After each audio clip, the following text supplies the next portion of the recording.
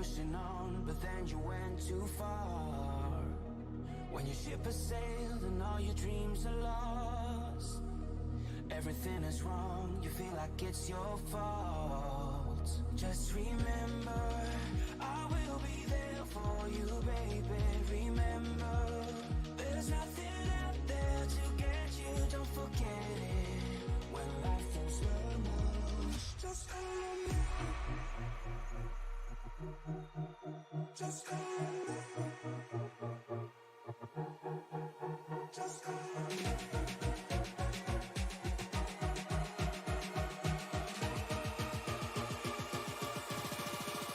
Just call me.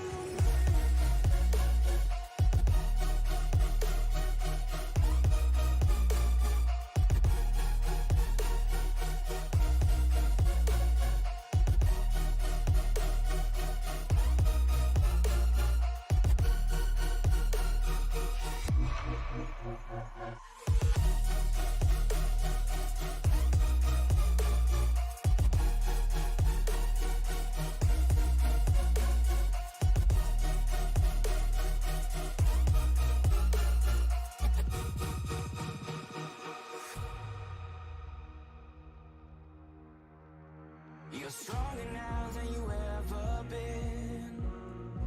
You gotta leave now, it's time to catch the wind. You will climb up high and look through the clouds.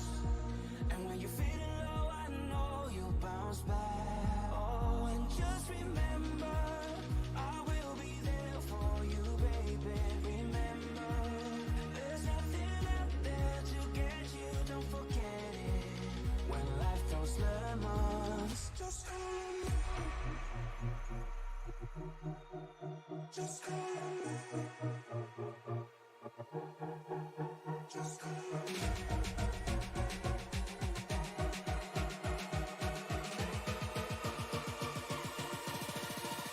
Just call me.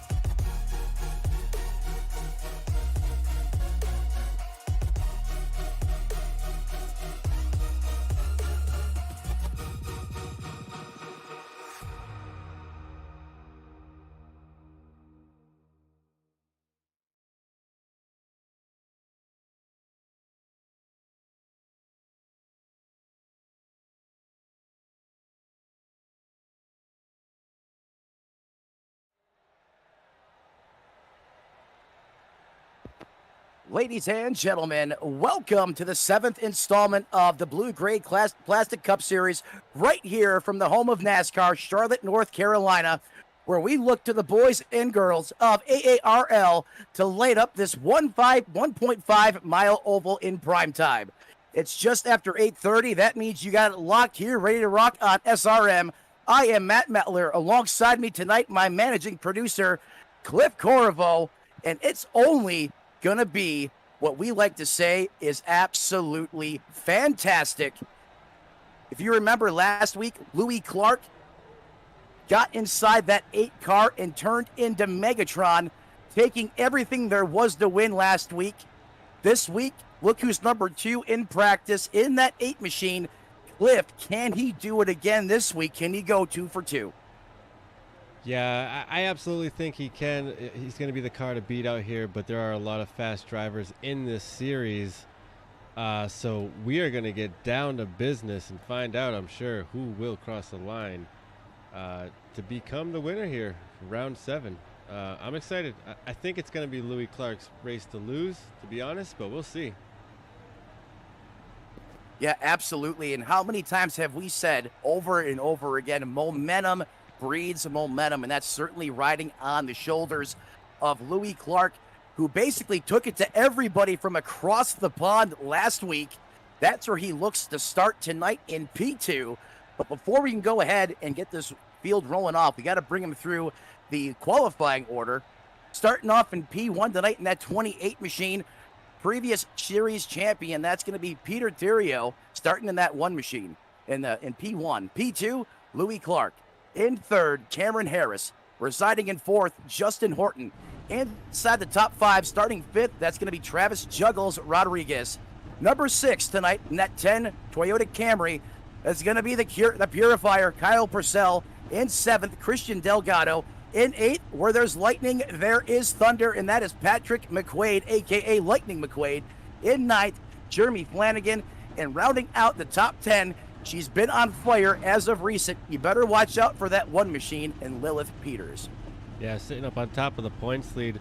11th place going to be to David Hara here, with Larry Garn starting in that 20 machine, coming off of a really fast run last week on that outside row.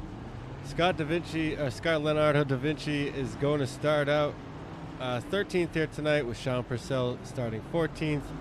Evan Clapper is going to start 15th.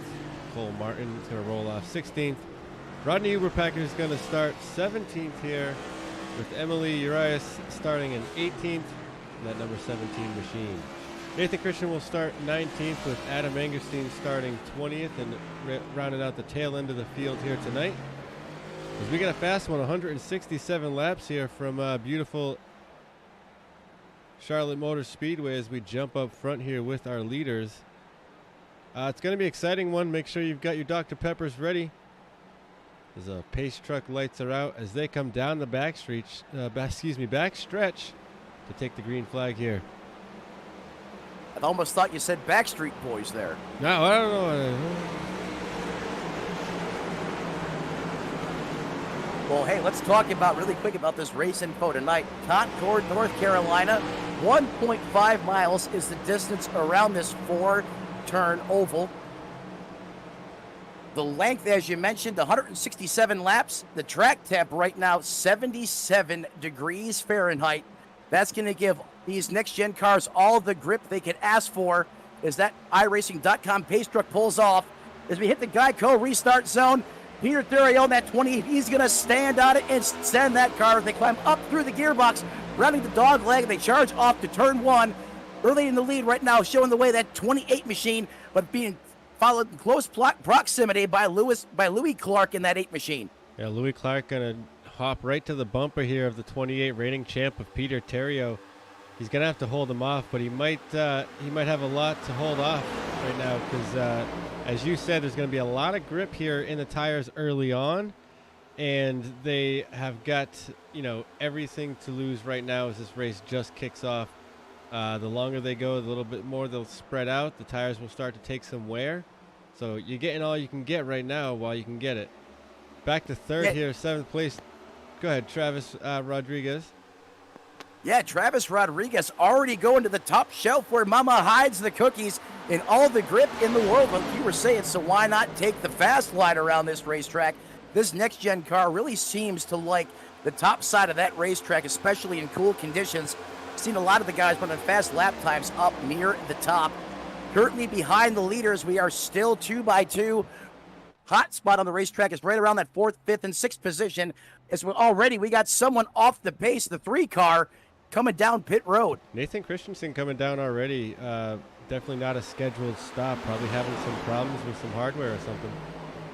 Theriault still holding off this 8 machine, but right here, the 8's going to sniff the inside coming across the line here, lap 4. Is there side by side? Yeah, knocking on the back door already. That's going to be the 28 of Louis Clark, picking right up where he left off last week as he takes that Chevrolet CL1 Camaro to the point. The 28's going to duck back in behind him, and don't look now, just off the back bumper of that 28. Here comes the 10 machine of Kyle Purcell and the 7 of Travis Juggles Rodriguez working together in those Camrys. Meanwhile, new race leader up front, the 8 of Louis Clark's going to overtake the 28 reigning champ Peter Theriault, and they've got Kyle Purcell about half a second back, holding off the number 7 Toyota of Travis Rodriguez. Yeah, holding them off for right now here in the early going as we're just working now lap 5. You see these guys up front working the bottom side of the racetrack, just about a half a car lane up off of that white line around the racetrack here. You got to watch out for that dog leg, especially coming off of turn 4. That looks to be a slick spot. As soon as you start to heat up that right rear, we got to watch for trouble there as we get on into this run, as those Dr. Feelgoods become Dr. Feelbads.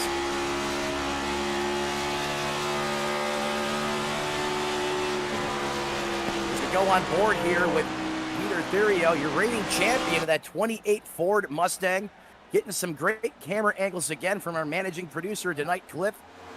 As at these speeds, currently last time by 193 miles an hour at the front of the field. That's going to put these lap times in the 30-second bracket.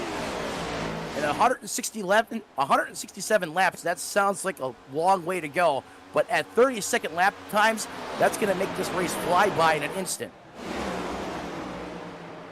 Taking a look at the 20 machine of Larry Garnes, and then up here, Jeremy Flanagan, this group, Cameron Harris. This is where the action's at right now as we're running lap 9 coming across the line. Cameron Harris, a fast machine, or fast team in this 27 machine. So keep an eye out for them. Sean Purcell as well. A lot of fast drivers here, kind of deeper in the field, just waiting to make their way up. You know, we got a long race to go. Some of these drivers just sitting back, biding their time. Yeah, and that's probably by design, Cliff. We know some of these drivers here further in the back have been caught up in Calamity Corner over the past couple weeks. One of them being that 00 Sean Purcell, just kind of found himself in the wrong place at the right time over the past couple weeks. So look for him to kind of just manage his equipment and be around at the end when it counts. Look who's already up 4 spots. That is SRM's own Emily Urias. Another Ford Blue Oval out there on the racetrack, working the top side as she's closing in on that 14 of Scott Leonardo da Vinci.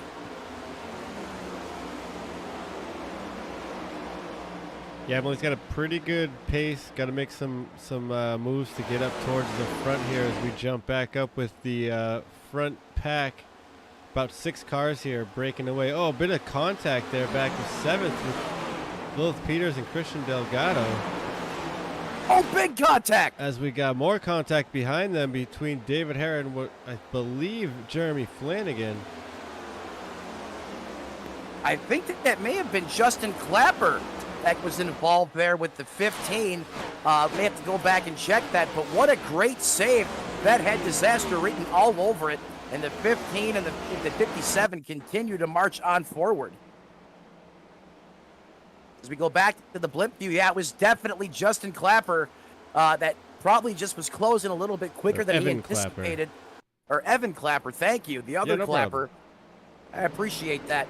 Just kind of closed back in on the 15, probably faster than he anticipated, and jacked the back of that race car up just a little bit. Great heads-up driving there by both of those competitors, as there was a mouthful of rear bumper there. And he really upset that race car and was able to keep it pointed straight. Great save early on by both those individuals. Yeah, absolutely. A bit of paint exchanged on that interaction. David Hare falling back a little bit now, about 0.6 back from Evan Clapper, so a little bit slower there for him this time around. But he'll gather it back up, I'm sure. And we definitely don't want to let David Hare off the hook. He's still up in 10th. He will be up here towards the end when it's going to matter, like you talked about. That's what we're all here for, lap 167, to see who will cross the finish line first. Yeah, speaking of crossing the finish line first, look who has closed the door right back up on that 8 machine. Past champ Peter Thurio in close proximity, a charging Kyle Purcell and Lightning McQuaid.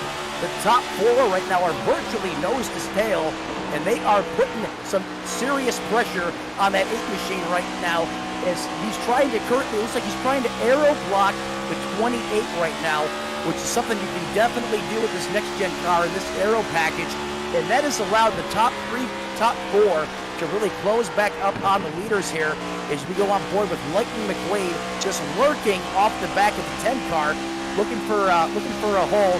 You know, if he sees a piece of daylight, he's going to take it. is there's been some history between the 10 and the 77 throughout the tenure of this season so far. Yeah, that sure has. We're in race 7 here, and you race the same guys week in, week out, so you're gonna get into a little bit fender benders here and there with your comrades, but the way they handle themselves on the track is always professional, and even off the track. But they do definitely have history. The drivers here and the level that they're at of respect and all that, I don't expect any type of ill will out here, but racing deals happen. Well, that's exactly it. That's exactly it, Cliff. Early on in this one, I don't think you'll see any type of, forcing the issue or retaliation. But if one of those drivers kind of puts the other competitor in a position, forces him down low, the old slide job, if you will, look for that to reignite some of the past flare-ups, if you will, that we've seen over the course of these past 7 races. We'll keep an eye on that. But right up at the front, literally nose to tail, it's Louis Clark, Peter Theriault, and Kyle Purcell in that 10 machine. They are in a dogfight for first place right now. Yeah, Peter Theriault, always fast. You could always count for this. Well, now in the 28 machine, new ride for him this year. But, he's always up there working the front. He's sometimes hit some adversity. But Peter Theriault, he's up here right now, running second. Not too, but let's look. Almost just under 0.2 of a second gap behind Louis Clark. So he's got the speed to get it done tonight. Will he have the longevity? Well, that's the other thing, and we've seen last week, once Louis Clark just switched those cars, it was like he became a completely different, rejuvenated driver.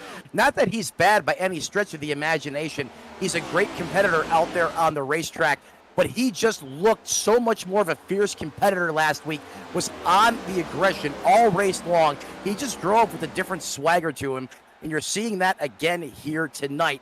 The big question, like you said, the long run. Last week, and you guys saw at home watching here on SRM, that he had the car to beat with short run and long run speed. Charlotte, a little bit different of a racetrack, though. We're going to have to see how this plays out, as we're only 20 laps into the run. But this is right about the potent time you see these Goodyear Eagles starting to give up a little bit, Cliff. Yeah, that was actually going to be my next point is, with 6 sets of tires, it seems like you've got plenty, but 167 laps, on the other hand, is a long way. So you really got to take that into account, I think, from the beginning. And I'm wondering how many of these drivers did and what their strategies are going to look like. And, when we're going to start to see you guys looking for pit road. Is it going to be for rubber or is it going to be for fuel? Or is it going to be for 2 tires and fuel? We're just going to have to see how this plays out. Got a battle for second. Lightning McQuaid charging to the inside of that 28 machine. He's got it hooked up, rolling. Oh, he's going to slap the racetrack a little bit. They nearly touch, as McQuaid has to roll out of it. Oh, the 28 hits the wall, gets into Lilith Peters. Near disaster moment there again, as everyone holds their breath as they get that shaken out amongst themselves and continue to move forward. Cliff, that was a moment. A moment indeed. Shaking up the front here, too, quite a bit as Patrick McQuaid slides up into second place here. Puts Theriault back to third. And he's now getting pressure from the 10 of Kyle Purcell. Top 5 just rolling the dice and shaking it up right here. Didn't see this coming. Someone got racy out there. I didn't either. And see, the 10 car knows you can't make it easy for that one machine of Lilith Peters. She's just too good. He's like the Iceman out there on the racetrack. She's just going to sit there and work you over. And oftentimes she's the victor in that scenario. But Kyle Purcell knows that, and that's why he's trying to make it as hard for her to get by as possible. You just can't give Lilith positions out there on the racetrack. She will make you pay for that time and time again as she continues to march her way forward through the field, now putting the 28 under duress. We also got to look at it like this. That one machine, that team is in first place. So if you're up here in the top 10 and you're running for a championship, your goal is to get in front of her. Every week in, week out, you've got to beat the one team if you're going to win a championship. Well said. I couldn't agree with you more. As currently right now, we see that 28 falling back just a little bit. May have used a little bit of that right rear up too soon on. Oh, we got a wreck. Someone's off in the grass going through the road course. Evan Clapper Carousel. off the track. Not sure if that was him. We're going to take a look, but man. Like where I was saying earlier, looks like he just got loose coming off a four to the dog leg there, and he had to take evasive action.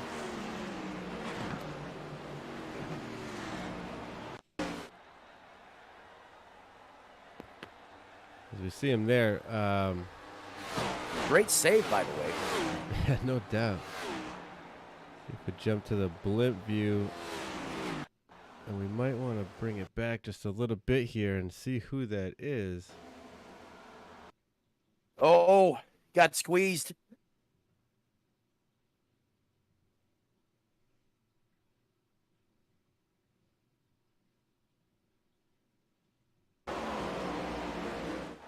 Looks like Juggles jogged down on him after he made slight contact with the wall, and Evan Clapper just had nowhere to go. He was on the receiving end of that high five to the back of that race car. But great job keeping that thing under control and keeping it out of the other competitors as they were still at speed on the racetrack. Cliff is now, we're currently working the first caution of the race on lap 26. Yeah, I'm still trying to catch my breath here just from watching that replay. That 57 machine was, I don't know, how do you say out of control but also in control? Chaos, controlled chaos. I mean, that car was out of control, but the driver wasn't. Well, in Days of Thunder, they said Lewis is fast and on the verge of out of control, but he was out of control. So we're just going to have to ask him here after this one if the opportunity permits himself. He was fast and loose and out of control, but on the verge of regaining it, and did. He was definitely out there mowing the grass through the infield, but he did a great job. An amazing feat there as we see all these cars come down pit road here at lap 27. And I'd say just about everyone going to get four tires and fuel here. We'll look at the time and scoring and see if anyone stayed longer or shorter. Looks like Angerstein's staying for an extended visit to pit road, but everybody else just around the 42 to 43 second mark. Looks like Clark, Peters, and Purcell will be our top three off of pit road here. Yeah, look at Lilith Peters gaining 8 spots on pit road. Kyle Purcell gaining 2, McQuaid up 3.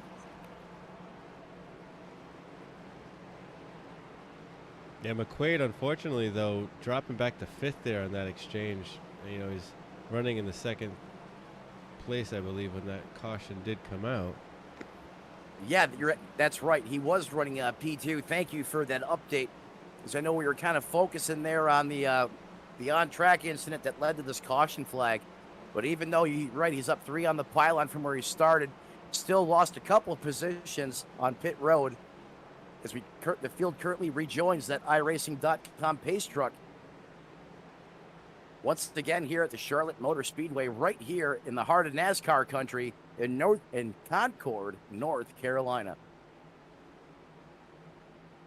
So here we go. We'll go green with just under 30 laps complete. Fresh tire, fresh fuel. The front is shaken up a little bit, but you know, these drivers that were up front are still up there in the top 10-ish. And we do see, unfortunately, Cameron Harris had to come back down pit road, it looks like. So he's going to be down in 19th. And Nathan Christensen with an extended stay on pit road. So not sure what happened to those two drivers. I'm assuming Cameron Harris got nabbed for speeding or something like that, or missed his pit box. And had to come back around and pit stop take 2. Sometimes, you know, things happen. Yeah, sometimes things happen. Sometimes you don't think you have damage. You just go through the routine pit stop. You come back out on the track. One of the competitors says, so-and-so, you got something wrong with your car, and you got to come back down another time. Or, as you mentioned, you could have got caught speeding on pit road. But if you're going to make those mistakes early, if you're going to have those miscues, Cliff, have it early on in the race. right about now. Gives you plenty of time to rebound, get your mulligan out of the way early. Yeah, you got a bit of a reset, and you don't know how many of these you're going to get tonight. I know some tracks are wild, and we have a lot of cautions. Some tracks you get spread way out. This is one of those tracks where you don't really know what you're going to get until you get out there and start running. You know, it's not like Daytona. You can guarantee the big one. Sometimes you could have some long flag runs or long green flag runs, and sometimes you can get a lot of caution. So you can't bank on anything. You got to be ready for whatever here at Charlotte. The only thing you can bank on is these guys and girls are going to fight every lap like it's the last one, and there will be one car in victory lane, but you got to stick with us right here on SRM to find out, because those lights go off on that Silverado once again as we get ready to uncork these competitors around this 1.5-mile oval as soon as this iRacing.com pace truck comes through the 3 and 4 complex this time by. I swear he's going a little slower than normal. Come on here, pick it up. Let's go. Pace it a little faster, shall we? Give you a report, the truck's out of fuel. Well, he'll dive down and come and get a full tank for the next caution that may never come, as the 8 and 1 are side by side here. Louis Clark, winner last week. Lilith Peters, top of the points. Kyle Purcell, Justin Horton, and Patrick McQuaid are top 5 as we come across the line. Green flag running 30 laps to in of 167. Yeah, there on the restart, Louis Clark dug those Goodyear Eagles into the pavement and just checked out. See you later. But how many times have we seen on this racetrack where the cars in P1 and P2 are really able to reel in that leader in this next-gen car if they jump a little bit too far out and ahead? And look who's making time on the high side. That's Lilith Peters going door-to-door right now with Kyle Purcell. And don't look now, coming up fast in third, that's the 77 of Lightning McQuaid. Yeah, Peters and McQuaid both understand that they've got fresh rubber. This is the time to get something out there on the racetrack, get some track position before the rubber starts to fade away. Because let's be honest, every lap you race out here is another lap worn on your tires. So get it while you got it, and let's chase down this A machine. Let's put some pressure on. Let's get some cars up here, and let's see if we can make the 8 make some mistakes, right, and chew up some of his stuff. See if we can get him. Looks like Lilith Peters is right on the bumper now. And jump on board with her and look out the front bumper. Yeah, just go on board. Caution, here. Back out. Multiple cars involved, it sounds like, as we were just going on board with Lilith Peters. There's another caution here. It comes out on the Speedway. It could have been around that 19th position of Scott Leonardo da Vinci. I'm not seeing much damage on that Chevrolet Camaro, though. Oh, the 14 is going to get loose on his own. Wow, did you see Juggles? He just got by there.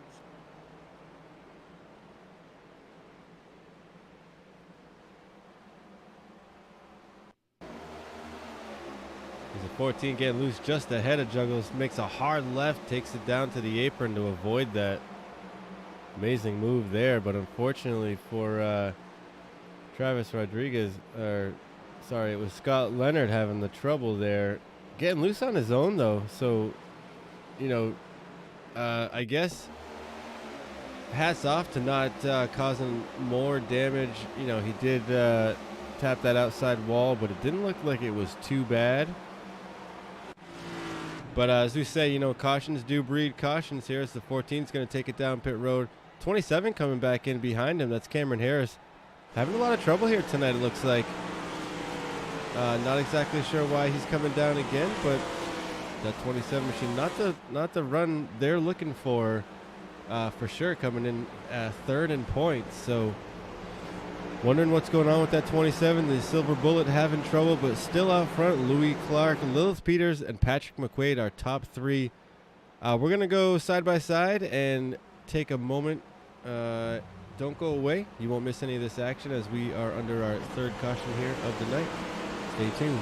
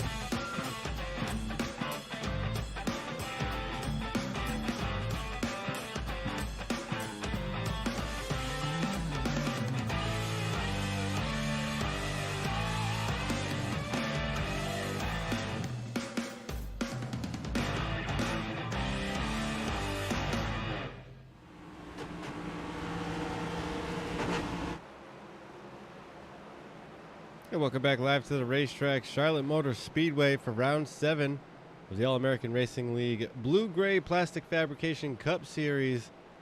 The view high from the blimp thanks to, well, the blimp driver. They're side by side, ready to take the green flag. Louis Clark and Lilith Peters continue to hold on to the front line, but Patrick McQuaid is knocking at the door. You got pressure from the Purcell brothers, Justin Horton, Peter Terrio, David Hera, some of the great names here in AARL. Deeper in the field here, you got Christian Delgado, Rodney Uberpacker, Emily Urias, Jeremy Flanagan, Evan Clapper, and Larry Garnes. Adam Angerstein rounding out your top 15. Yeah, that's the top 15 as they run right now. But Cliff, we're about to turn them back up again as these V8s come roaring back to life. Coming through the 3-4 complex here. Looking for that pace truck, as you said, to speed things up just a little bit. There he goes, going to turn around down pit road. The 8 of Louis Clark, he is going to have the button, which means the restart is at his discretion, and McQuaid's going to come up and hit the nitro booster with the 8, as they're going to draft in tandem coming up through the gearbox, and they're going to be able to slingshot past Lilith Peters in the 1 machine on the inside of the racetrack. That was going to fall back into line as we have a 3-car breakaway. Now Lilith Peters back under the assault on the top side, getting right to the back bumper of the 8 machine. The 8 of Louis Clark trying to throw that block on that fast top side, but that's going to leave the bottom open to the 77. Now you see him blocking the bottom. He can't block both lanes for very long, I'll tell you that right now. He's going to have to choose a line here and figure out where he wants to go. I'll tell you right now, you're not going to hold the 1 in the 77 back for too long. You're not going to hold the 1, the 77 back here. You're not going to hold the 10 back either. And that's the last guy on the racetrack you want to throw the block on, is that driver of that 10 car in that Toyota Camry. As McQuaid and Peters are literally in a dogfight side by side. Peters wiggles coming off the corner as we go on board with Louis Clark looking back at the 77 of McQuaid as he's blocking the lines right now where the runs are coming from. Very reminiscent of Daytona and Talladega. Yeah, he's got to be a little bit careful with this. You don't want to overdo it because, as you can see, the 1 gets the nose in there, and if you're not aware of that happening too quickly, you could very easily cause a big pile up there right up at the front. Foxfire 1's car, though, is not going to be able to get that pass done as she falls back in behind Louis Clark. Fast lap by Sean Purcell here. So that's that got close. I think Lilith touched the back of the 8, as you've seen some big backfires coming out of that 1 machine, indicative of her getting out of the throttle in a hurry, and she's going to have a run on the top side of the racetrack as we go to the onboard action camera looking back at the competition off the Lilith Peters machine. Yeah, they drag race down the backstretch there, but the 1 still can't get that past them as they're still side by side coming across the line. Oh, did they touch there? Mighty close if they didn't. They are definitely exchanging some possible paint out there as it's a battle now between the 1 and the 8. About a 2/10 back is the 77 watching on as they are side by side around this racetrack for at least 2 laps now. Yeah, they might want to settle this one here soon because they are peppering the tires on that race car right now. You know, running side by side. Oh, we got a wreck just off the back. Someone throws the slam job. I just happened to see from the action cam here as we were on board with Lilith Peters. Right here, the 67. Oh, the 1-2 whack-a-mole. I'm sorry, the David Hillbilly Hera again finds himself dead. Oh, I see. Okay. Driver's side door impact too.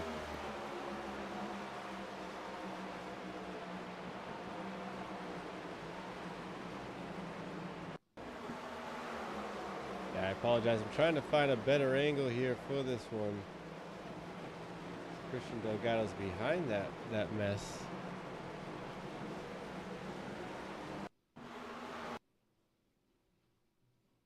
Looks like the 67 may have just slid up a little bit, or did the 15 come down? Not 100% sure yet what happened there. As we can see, the 15 definitely out of shape. Oh, there we go. I think we'll be able to find out now if we can get out of the grandstands. There we go. Yeah, I mean, that's a close call right there. That's what we would probably consider a racing deal. I mean, it was close, you know.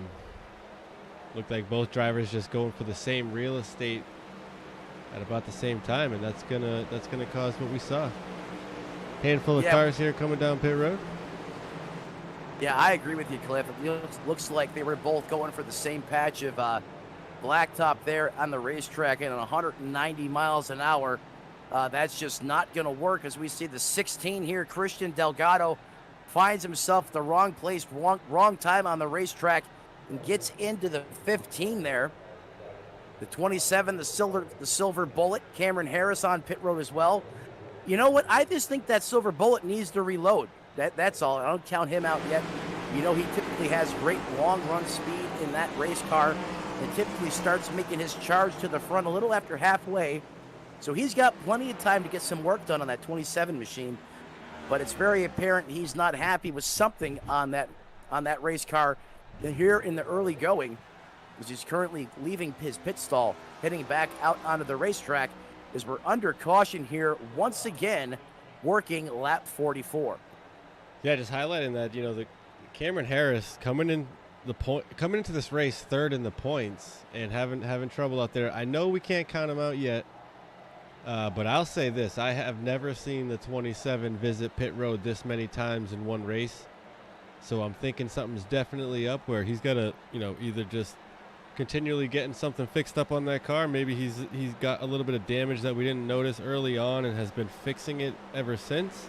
Wants to keep that fast repair in his back pocket, maybe. We'll have to maybe get word from him, because, as you said, 27, a bit of a what we would call a closer, I suppose, always there when it matters, and that's probably why he's got a championship in his back pocket and is running currently third in the points coming into tonight's race. See if he can make something happen to that silver bullet, get that silver bullet to the front. He is still on the lead lap, so that's key right there. Yeah, Cameron Harris being scored the last car on the lead lap in that 18th position.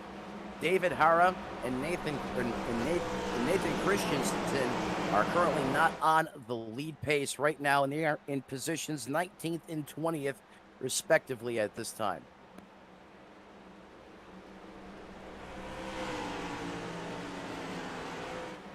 So, Cliff, lap 45. Lilith Peters to the point, up 9 spots. Louis Clark slid back right, he's currently running right where he started in second. McQuaid up 5, Purcell up 2. The other Purcell brother, Sean, he's up 9. A lot of big movers inside the top 5 right now, but the biggest mover of the race, Emily Urias, up 10 spots in that 17. Yeah, great catch there, and she spent 45 seconds on pit lane, so she's got a full set of 4 tires, I believe, full tank of fuel here. Nice reset there for that 17 team. See if she can make her way up towards the front here. She's currently our top mover, as you said. Peters, Clark, Purcell, the number 10, Kyle Purcell, sitting in third. Brother Sean Purcell back in 6th right now. Still got a great run going on. He's currently up 8 spots from where he started. You know, it's always... Sorry there. No, you're good. It's always exciting when the Purcells race each other or get in the vicinity of each other. Yeah, they're brothers, but they certainly give each other the business out there on the racetrack, and they don't cut each other any slack at all. So look for that battle between the 10 and the 00 to heat up. Is you got the reigning champion Peter Thurio, just basically the buffer in between right now, that 10 and the 00 of the Purcell brothers. Yeah, and of course that's Terrio. Just a reminder, that's our past champion, or our current reigning champion, my apologies, Peter Terrio in that 28 machine. New number, same fast driver. As they get stacked up 2 by 2. He's sitting in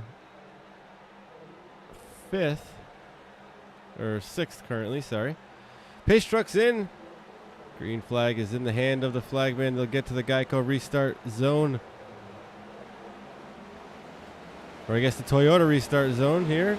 As Lilith Peters pulls the trigger here. 77 of Patrick McQuaid, not too far back, but has Louis Clark right behind him now, actually, as he drops back to 3rd. So the 8 machine not having a great restart there. Yeah, the 8's going to fall back just a little bit on the restart. And look who has made their way nose to tail. That is the Purcell boys in the 10 and 00 in 4th and 5th. So look for them to get back to the big business wiggle side. from that 00. Really big wiggle. I thought if he caught a piece of the grass there, at least what it sounded like when you heard the RPM spike way up on that race car. Hell of a job saving that one. You ain't wrong. So the one's got a full bumper of that 77 getting into turn 4 here. But she'll open up that gap just a little bit, coming across the line 2/10 of a second ahead of that 77 machine. She's got the straight line power and speed, but that 77's got the grip in the corners. You see him hugging that bottom line. I think that's what's making him a little bit faster currently in the turns than the 1 machine, but now he's going to try that high side, as I think he figured out quickly that the 1 machine's not going to give up that bottom line, so he's going to have to make that pass in the top. No, Lilith Peters, every time she has the opportunity, she's going to run that white line, that white and blue line right around the bottom of the racetrack. That's at least where she seems most comfortable early on with the run. And Cliff, if we could possibly get a camera cycle here, as I'm still stuck looking at the front bumper of that 1 machine, as 77 Patrick McQuaid is going to go on by on the inside of the racetrack, leaving the door open for Louis Clark as well, as he's trying to follow the 77 through. Yeah, 77 grabs the lead here as the 8 and 1 are side by side. Not too sure what's going on with your cameras, as I'm definitely not stuck on the camera you are, so go ahead and check your stuff. But we'll keep it locked here up front with Patrick McQuaid as he's coming down the backstretch leading this one. Yeah, cameras are good to go now. I'm now back to, looks like TV 1 or 2, and that works perfectly fine here. Everything is all perfectly savvy and gravy for Patrick McQuaid, as he's currently on point, leading for the first time here tonight. Pulling out a little bit of a gap, almost 0.3 of a second over Louis Clark in that 8 machine. But they are literally nose to tail, that hungry pack of wolves, right off the back of that 8 in the form of Lilith Peters, Kyle Purcell. Oh, here we go, the 00, Sean Purcell going to the top side, trying to make a pass there on the 10. Like I said, look at this drag race. Like I said, they may be brothers, but they certainly don't seem like friends out there on the racetrack, as they race each other extremely hard, never giving an inch to either of them. They make them earn every single spot on the racetrack, especially when they're doing battle side by side like we're seeing right now. Emily Reyes in the 17 working that bottom side, making her way up towards, or now inside the top 10. She's got the 67 of Justin Horton and Evan Clapper in that 57 just ahead of her. 57 leading this kind of second pack here. Yeah, Emily Uriah is just steady Eddie, kind of coming up there through the field. The silent assassin so far tonight. We haven't really talked about her much, but she's just steadily making her way up through the field. Now inside the top 10, currently running in that 10th position in that Ford Mustang. Great job by her in the early running here. As we currently watch the 8 machine starting to apply the pressure on the back of that Camaro. Louis Clark going to start searching the bottom line, going to turn down underneath the 77. Didn't quite have the run there, but he's going to pull up on the back bumper. Well to beat and draft that 77. Oh, look at the 00. Get the run on the 8. Has to check up before he gets into the back of him, and that's going to open the door for Lilith Peters in the 1. Yeah, that 00 and the 8 machine right now, their cars just came to them. You could tell they're putting down fast laps and making their way towards the front. And that's when you want to go. When your car feels good, you've got a lot of grip. These guys understood the assignment. Louis Clark here sitting in sitting in the 8 machine in first. But now we still got the 1 in the 77 still battling up here, man. This is a 3 wide. 3 wide. This is about a 4-way battle for first. This is intense. This is about as crazy as you're going to see for a battle, you know, inside the first half of the race, up front for the lead. It is a slugfest. The 00 of Purcell thought about making it 3 wide, decided last minute to back out of it as he's working the bottom side of Patrick McQuaid in that 77 machine. And getting it a run on the high side is his older brother, Kyle Purcell, in that Camry up against the fence. He's going to get a great run coming off the corner as the 28's thinking about going with him. 28's all over the back bumper, that 00, as the 10 of Kyle Purcell makes that pass finalize over the 00 here of Sean Purcell. Terrio looking on board here in 6th. Peter's now back up to the front position as this battle for first continues to go back and forth between the 8, the 1, and the 77, our top 3 right now. Yeah, Louis Clark seems to have the speed in that race car right off the rip on fresh Dr. Feelgoods. But after a couple laps, Dylan Peters in that 1 car seems to have a slight advantage here, as does the 77 of McQuaid. We're going to have to watch how this plays out as this race rolls on, as the amount of... Oh, that got really tight. 3 wide. I think that was between the 28, the 00, and Clapper there. It got really tight there and coming off the corner. All 3 cars still rolling, charging forward at this time. Well, yep. Another moment. What we saw here is Evan Clapper in the 57 and Justin Horton in the 67. They caught up to this front pack as they saw a little bit more speed here in this run, and now we've got 7 cars up here, 8 cars in this front pack that are they're all less than about 2 seconds here. Well, the other thing is, Cliff, when you're slicing and dicing up there near the front like that, racing 2 wide and sometimes 3 wide, that's going to allow these other cars that are single file to catch the lead pack. And I think that's a byproduct of what we're seeing here right now, as we see now Clapper in that 57 and Justin Horton in that 67, now right in the mix with these guys up here at the front. Yeah, they've worked their way back, or not back, but into the top 10. Purcell's up 7 spots where he started. Clapper's up 9. Adam Angerstein currently in 9th is our top mover now, up 11 spots from where he started, but Peters is also up 9 spots to the top spot here. So one of the biggest movers here. Louis Clark sitting in 2nd as they start to spread out just a little bit up front. Let's jump through the field here. The 77 sitting in 3rd in the Patrick McQuaid Muffler Man machine. Kyle Purcell in the number 10 Toyota sitting in 4th place, as Evan Clapper and Peter Terrio are side by side for 5th and 6th behind him. That's the 28 Ford in the 57 Chevy.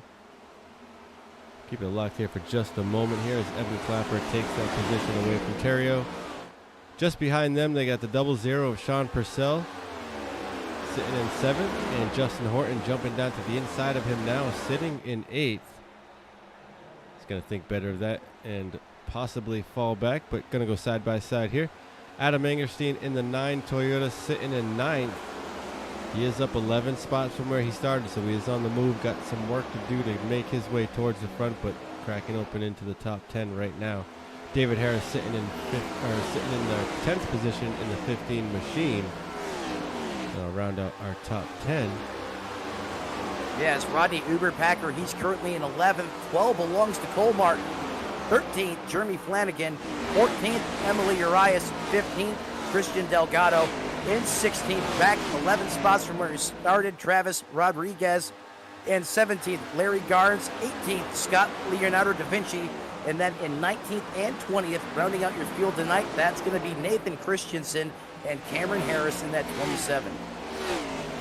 Yeah, happy to have these guys out on the racetrack at the very least. Both of them having some type of troubles, but still out here running the race, gonna presumably finish as long as all goes well. And looking at it now as I speak, that they're all still, everyone's still on the lead lap right now. We got the full field of 20 cars, unless I'm mistaken, are all currently on lap 65 as they come back.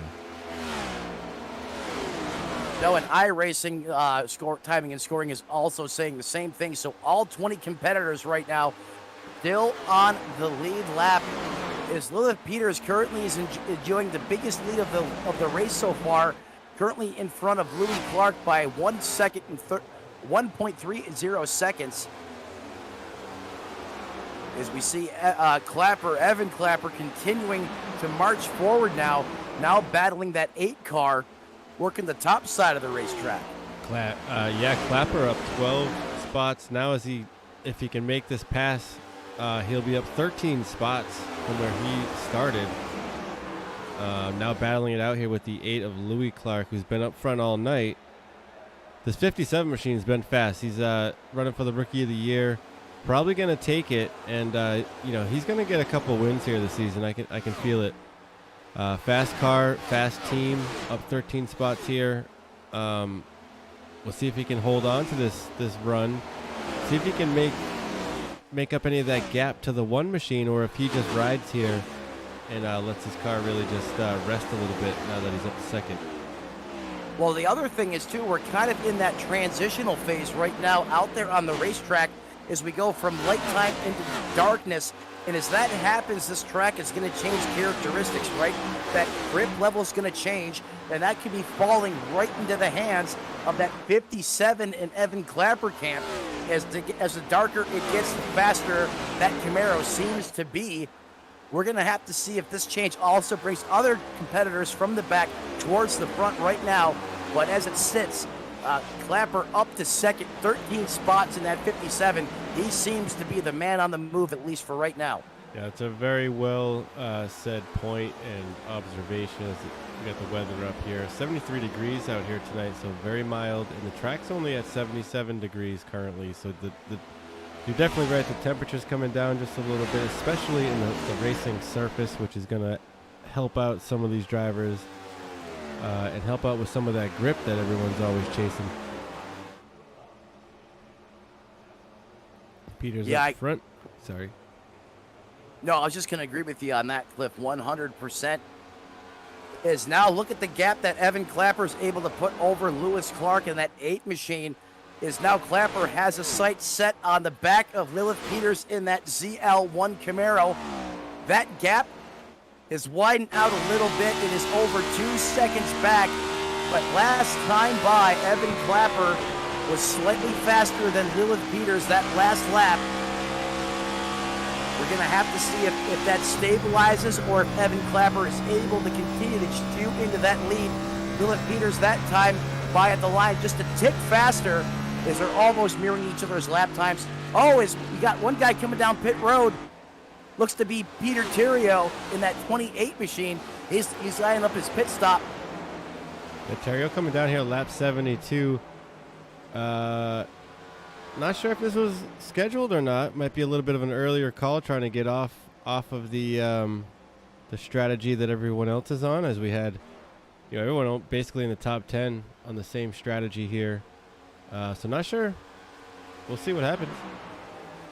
Yeah, sometimes going off sequence, not a bad call especially if there's something you don't like with your race car.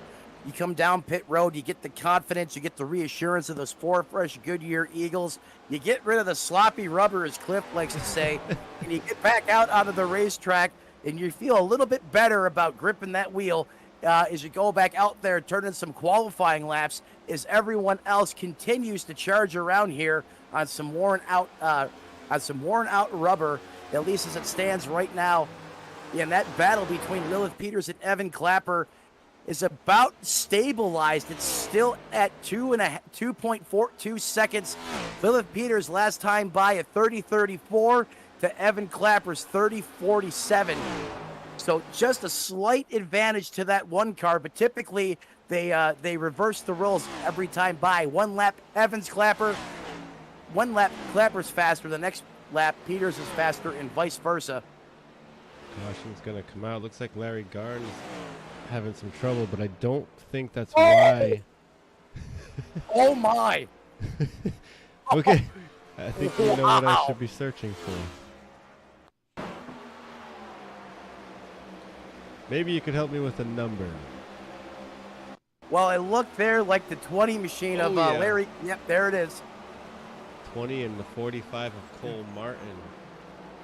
And then he's going to come down and collect the 27 and sandwich him into the inside wall. And I believe as the 20 of Larry Garn started to get rolling again, he gave someone a huge scare there in the back. He'll come down the racetrack and just nowhere to go. As Cameron Harris gets breakfast, lunch, and dinner. Really quick serve right there. A quadruple hit. Do you see how far he had to turn left to try to avoid that? He just straight ran out of racetrack. That was like 8 lanes he turned left down. Yeah, I mean, he took 3 shots within the matter of a half a second. There's 1, 2, 3. I bet he thought, like, this is all I can do. What else could you do? He's just holding on. and if you watch right here, watch when if you can go back to that final side of the replay, there was another moment right there as the 20 started to roll again. I believe that's 3. Just, yeah, watch this. Okay. Right there. I think that might have been the 28. Yeah, that was a 28 of Peter Terrio avoiding that mess. Hopefully he's got a Tide stick in his race car because he's going to want it after that. Man, what a wild caution that was. Yeah, how many times can you possibly get hit in 1 second? Well, Cameron Harris unfortunately has that figured out because he took 3 shots in probably a half a second. Cole Martin involved, Larry Garns, Cameron Harris getting a big chunk of that.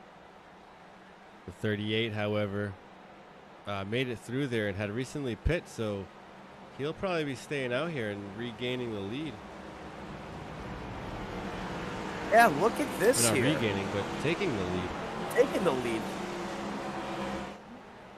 Seeing that strategy just possibly gonna work out. We'll see what the top guys here do, guys and gals. As Cole Martin coming down to get some damage fixed up without a doubt. Shout out to Ethan McCombs in the chat. Giving a shout out to Lightning McQuaid in that 77 machine. If you're watching tonight, thanks for joining us.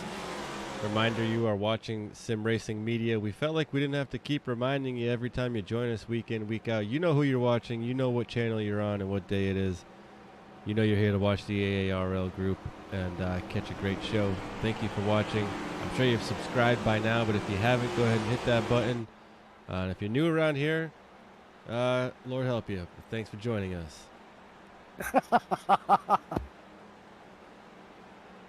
Oh, Lord help you. We survived this race here at Charlotte Motor Speedway tonight. Hail Mary, full of grace. Help Evan Clapper win this race. So what do you think? You think that Peter Terrio just made the move of the race to kind of seal the deal here? You think that's going to be it, or how do you think this is going to play out? Well, that almost ended disastrous as the 20 almost collected him. But hey, like you said in like a Days of Thunder, Harry, I'm through. And after Tom Cruise made it through, he was on fire. And that may have been the right call at the right time, as he's definitely has the NASCAR gods on his side right now. Is that 28's currently back to the point? I mean, you give the reigning champ. Okay, oh, looks like he's going to get the wave around here. Yep. All right, so, well, not right quite yet. Christian back down pit road into his box. Still get stacked up front. So that means Terrio must have got stuck a lap down somehow. Yeah, I really thought with that pit stop and everything, he was going to be presumed the leader just like you, Cliff. But that doesn't seem to be the case, as Lilith Peters is going to have the button But how about Evan Clapper on the outside in that 57? He was fast on old tires. Let's see if he has the speed to hang with these boys and girls up front here as we go back to green here. As that Silverado painfully lugs this line, this group to form race cars around the 3-4 complex here one more time. Pace speed of a crawling 55 miles an hour, and that compared to the race speed about 190, 195 just feels like an eternity for these drivers. So newcomer to the front row here as we're going to come down to the green. Evan Clapper, Rookie of the Year so far, contending and in the top spot. And our points leader will take us to the green flag here. As they hit the Toyota restart zone. Green flag will fly. We'll be back under action here from Charlotte Motor Speedway.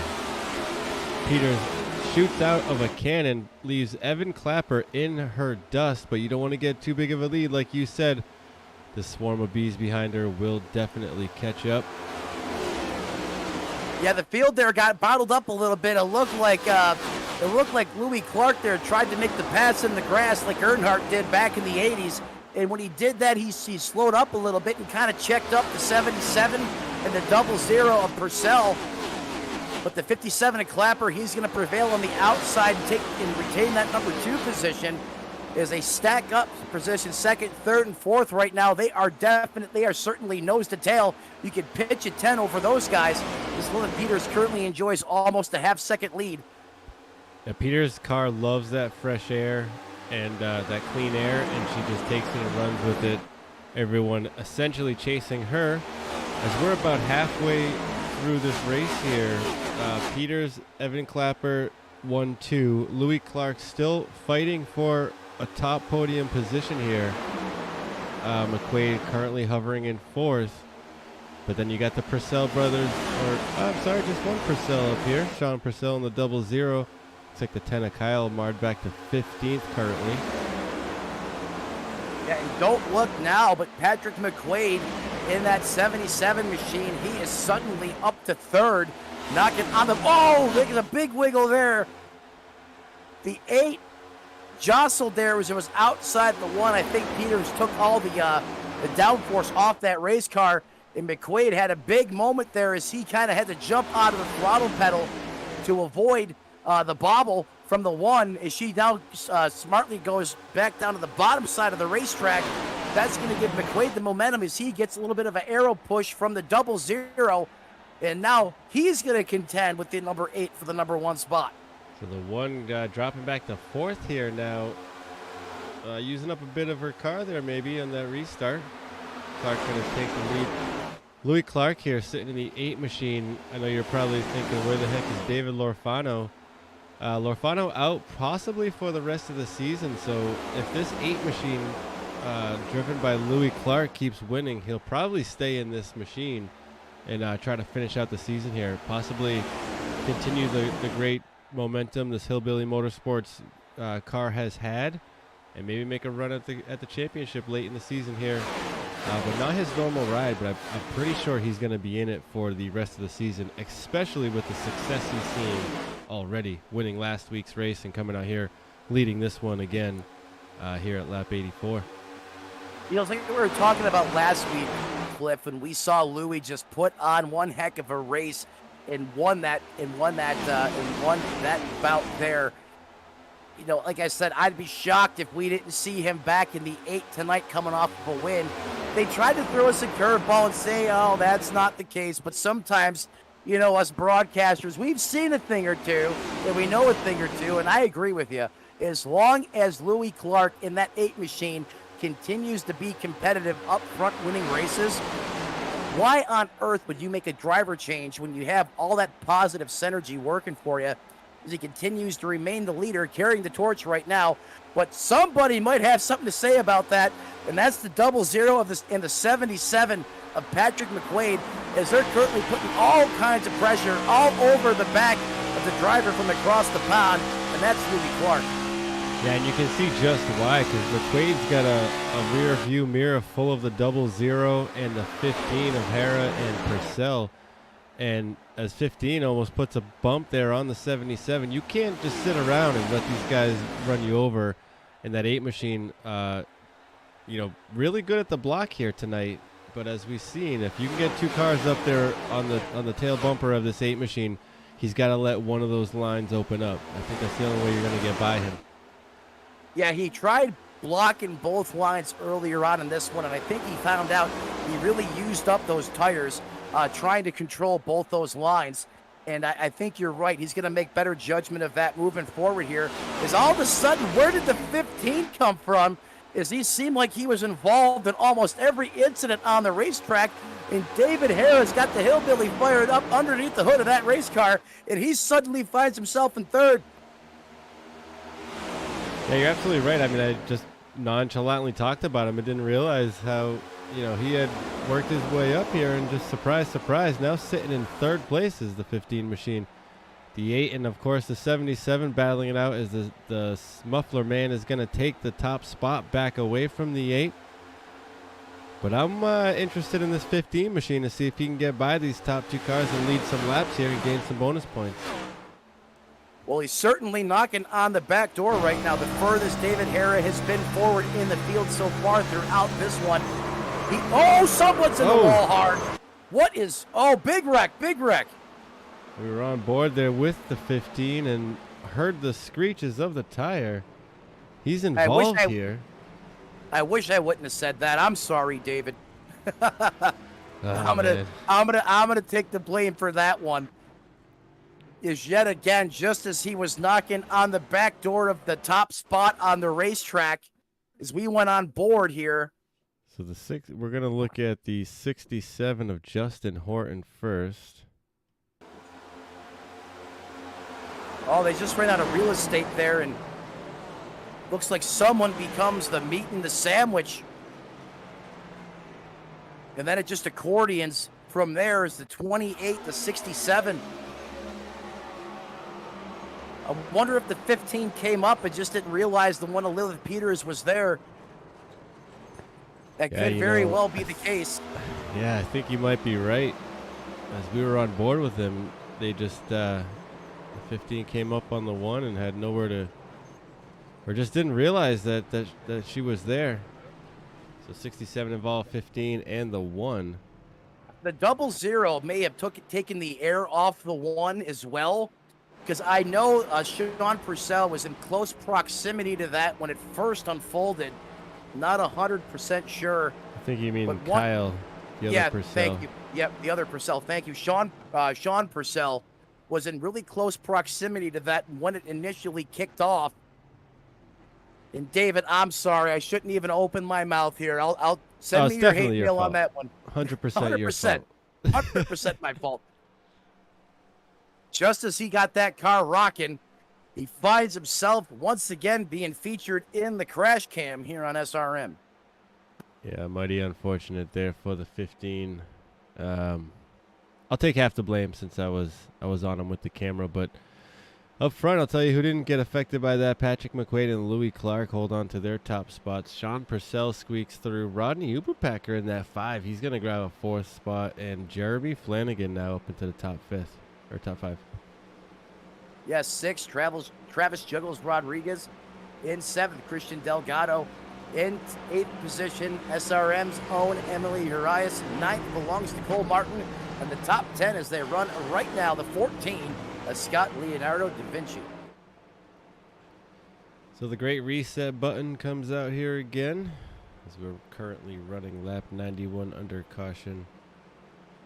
A pretty unfortunate mess there for the 15 machine, and of course the points leader Lilith Peters, who was spent some time on pit road getting some damage fixed up.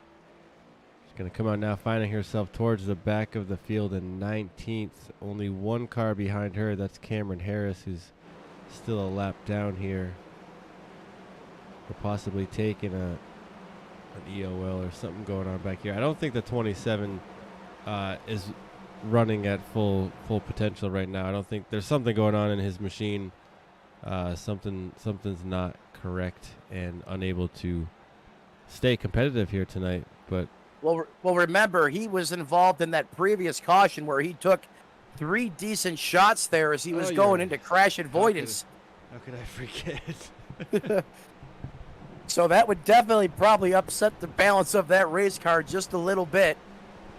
But Lilith Peters, let's not count her out yet. We've seen her go from the back to the front multiple times over the course of this season. I don't believe she used her fast repair either. So something tells me if she's still not happy with the race car, the next time she comes down pit road, she'll probably use that fast repair. These will allow these boys up front to breathe just a little bit as McQuaid continues to lead under caution.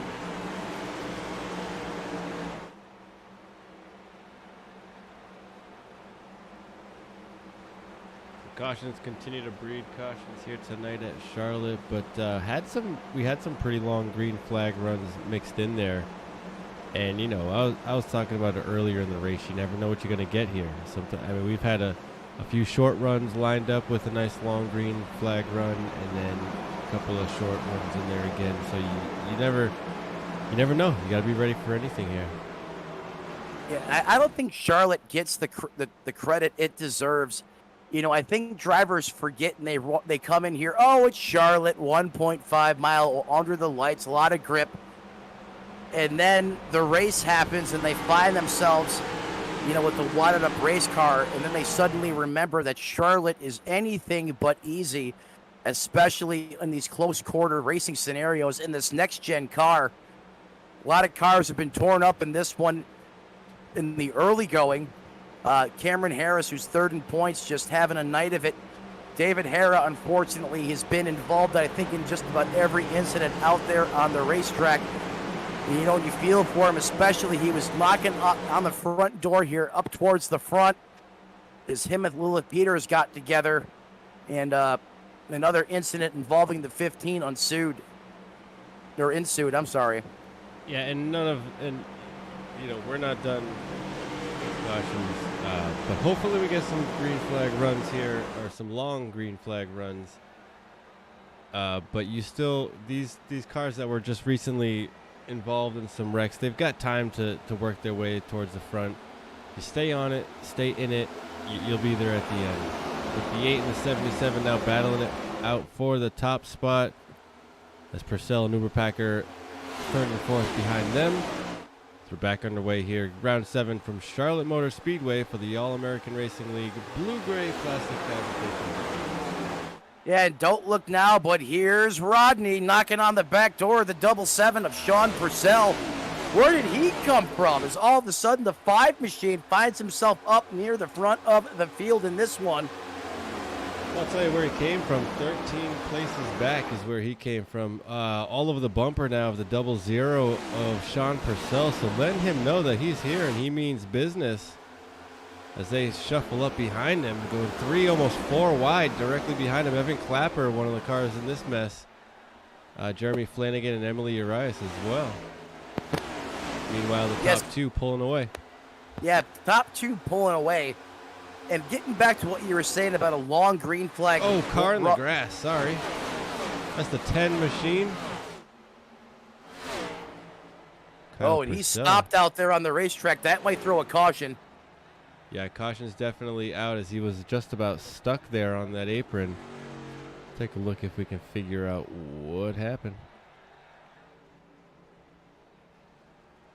Well, this caution's definitely going to help the 1 machine of Lilith Peters, who seems to be lined up in the action cam here. If we go to the replay. 10 just outside the 14, it looks like. Yeah, the 14 comes up and just bumps the 10 as he gets stuck there a little bit and has trouble getting it going. And that's going to bring out the iRacing.com pace truck once again. And we find ourselves in another round of I-pacing around this 1.5 mile oval. I'll tell you who this does help, Cliff, and that's that one of Lilith Peters. This gives her another opportunity to come back down pit road, assess any more damage on that 1 machine. And I'm not sure how much more damage there is to fix on that car. She's already up to 10th. but very unfortunate for the 10 of Kyle Purcell as he goes for a ride through the infield at Charlotte Motor Speedway. Tell you, the fans getting a wild show tonight as multiple cars coming through the grass here tonight. So those front row seats there on the front stretch worth every penny here tonight. Yeah, you got to be careful going through the grass at Charlotte. There's a couple drains down there that will act as an Evel Knievel ramp and catapult you through the air. I want to see some of that. I don't remember quite where it is. I think it's covered up by one of those sponsors in the grass, but we keep seeing them go down through there. Someone's bound to hit it.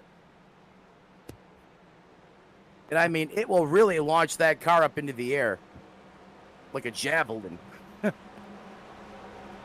I know, I've done it. I've been there.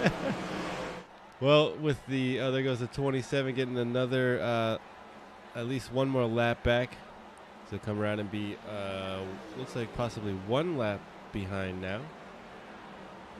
And that's falling right into some of the things I was talking about with multiple cautions playing out and helping out some of these back runners. Cameron Harris, of course, lucky dog, and I mean, if you look at go ahead. If you look how the field's lined up right now, outside of the 8 to 77 in the 00, everyone else inside the top 10 right now is pretty much everyone that's stayed out of the trouble. Kept their nose on the race car clean tonight. Travels Douglas Rodriguez, Rodney Uberpecker, Evan Clapper. We know he's fast on the long run. Emily Urias, don't look now. She's up to 7th. Jeremy Flanagan in 8th. 9th. Christian Delgado. These are all drivers that we haven't talked about a lot, but that's because they haven't been involved in the incidences on track, and rightfully so. We find them close to the front of the field. Yeah, really well said. By whether it was your fault or you had no fault at all, or you just got caught up in a mess for one reason or another, having a clean car here and staying out of trouble has been key so far, at least for the first half of this race. We'll see how the next 67 laps go, or whether we'll need more than that with some overtime here. We'll see if we get there, but I think the next 67 laps are possibly going to be, dare I say, a nice long run, and possibly a run towards the end here with maybe one more caution, or not one more caution, but one more pit stop towards the end here. And we could, if these guys get it figured out, these guys and gals get it figured out, and can keep the 4 tires under them and stay out of trouble here. We got 20 drivers still rolling out there. If we can get them all 20 of them to kind of calm down and run their laps, and we might see some action here towards the end. I know we're going to see some action, but maybe some green flag action. I just don't know how calm we're going to see them. I mean, we have a lot of names near the front of the field, Cliff, that just haven't won this year yet. I mean, you got the 7, you got the 5, so you got Douglas Rodriguez, Rodney Uberpacker, Rookie of the Year contender, Evan Clapper, Emily Urias, Jeremy Flanagan, Christian Delgado. These are all drivers that haven't won yet. They're up near the front. We're past lap 100. It could go the other way. We could see more cautions as, like I said, a lot of these drivers have a lot to fight for here up near the front of the field, and I don't think they're going to give those spots up easily. Yeah, you're not wrong. They're definitely going to be fighting for positions. There's 20 drivers out here trying to win. At the very least, the top 10 have a chance at it, and they're going to be fighting for it. I guess whether or not they're going to be given or taking out there on the racetrack, whether we see that the caution come back out and or see a nice long run here. Time will tell. We'll be here till the end. We'll talk to our top 3 drivers on the podium when we're finished up, so don't run away when that checkered flag does fly. We'll get interviews with our top 3 drivers, get their perspective on the race tonight. So 66 to go as we get to the line. Pace truck is off. Go ahead, Matt. Pace truck's going to pull off. That means Lightning McQuaid's going to have the button as he approaches the Toyota restart zone. He's going to stand on it, mash the pedal through the floorboard, and those Goodyear Eagles are going to hook into the asphalt as they climb up through the gearbox. McQuaid has the lead right now, but in close proximity. He has the Louis Clark in the 8 machine, Sean Purcell and Travis Gillis Rodriguez in hot pursuit. And don't look now, but they are flaring 2 and 3 wide behind him as they come up the speed, motoring down the backstretch. Yeah, 28 and 16 side by side. We saw the one side by side with 27, or yeah, the 72. Sorry. Oh, big contact. More contact. As everyone seems to keep it pointed straight, but there is multiple moments further back in the field. We see Emily Urias there working on the outside of the 5. Oh, get skinny. As Lilith Peters somehow threads the needle. Oh, that was a move. I love it. The action is heating up here now up front as we are coming down to the last kind of section of this race. As the one now of Lilith Peters inside of the 17 of Emily Urias. That's for 6th place here. One gets by, no problem. She's got a fast car all fixed up here. Possibly took her fast repair recently. Evan Clapper as well, still in the top 5. Sean Purcell 4th. McQuaid and Louis Clark hold on to those top 2 spots. But Travis Rodriguez now in the 7 machine back up into the top. You know, he's sitting in 3rd. Started 5th. But he was actually in some trouble early on. So he's one of these cars that worked his way back up towards the top 5 here. Yeah, don't look now, but someone has lit a torch underneath the driver's seat in that one machine of Lilith Peters, because she is coming to the front and she is flying. Suddenly finds herself right behind that 00 of Sean Purcell as she's going for the kill pass right now. Got it rolling on the inside. I'm sure there's that was close. I'm sure there's a bit of anger, and as they go 3 wide, 7 in wide. the middle, the 00 on the outside, they hold on to it. Hats off there, those 3 made it. But you're seeing the one drive with some, I'm sure some aggression in her and some adrenaline pumping as she was involved in a wreck not too far back here, and now has worked her way back up to 3rd. So this one machine is on a tear. You gotta watch out. The last thing you want to do is light the fuse on that race car driver. Trust me, she's like Kyle Busch out there on the racetrack when you get her rolling. And that just elevates her game that much more. And you can see her under the attack as the 8 runs her all the way down to the right line. I don't know if I'd do that again, Clark. You better watch out, buddy. Yeah, that's not going to happen again. The one will take it all the way down to the inside and make this pass if she needs to. She's got the faster car right now, understands that her car loves that clean air, so she's trying to get it back to that top point, and she is not going to let the 8 hold her back. No, she's not, and she's going for it right now, working underneath the 8 side by side, drag racing down the backstretch. The 8 has a slight advantage. Almost, he's going to, they touch! They touch! What is saved by both those drivers? Is Clark, I tried to warn you, brother. That is one hot kitty right now. You're not going to want to mess with her. And the 57's going to sneak by there. Now that has basically brought the back of the top 10 to the front. And we have a major hornet's nest of brewing here. There's the 57 of Evan Clapper coming back into the mix. We know that he wants to see this thing go green. Probably more than anyone else, is that 57 car's great long run speed. Lilith Peters continues to go to war here with the 8 of Louis Clark in that 8 machine. Meanwhile, Patrick McQuaid's looking in the window saying, yeah, I'm checking out of here. See you guys later. Thank you. But now that one machine's going to be out of that hornet's nest and kind of pulling away from them slowly. She will start to, guaranteed there. Got the 57 of Evan Clapper sitting 3rd. So these 3, or those 2 at least, are gaining some time here. But right behind them, you got a battle almost or 3-way battle here. Horton, Clark, and Purcell. Yeah, this is a spicy three-way battle right now. I think they just touched again. Yeah, the 8 That was machine losing speed quite a bit there and falling back just a bit. Well, that was a good amount of contact between Clark and Peters there, as they were in a dogfight of the ages out here on the racetrack. Might have upset the aero balance just a little bit on that number 8 machine, or overheated those Goodyear Eagles just a little bit. But full send still going towards the front. Lilith Peters in that 1 machine, and McQuaid is seeing that 1-1 get bigger in his rearview mirror as her and Evan Clapper, continue to charge towards the front.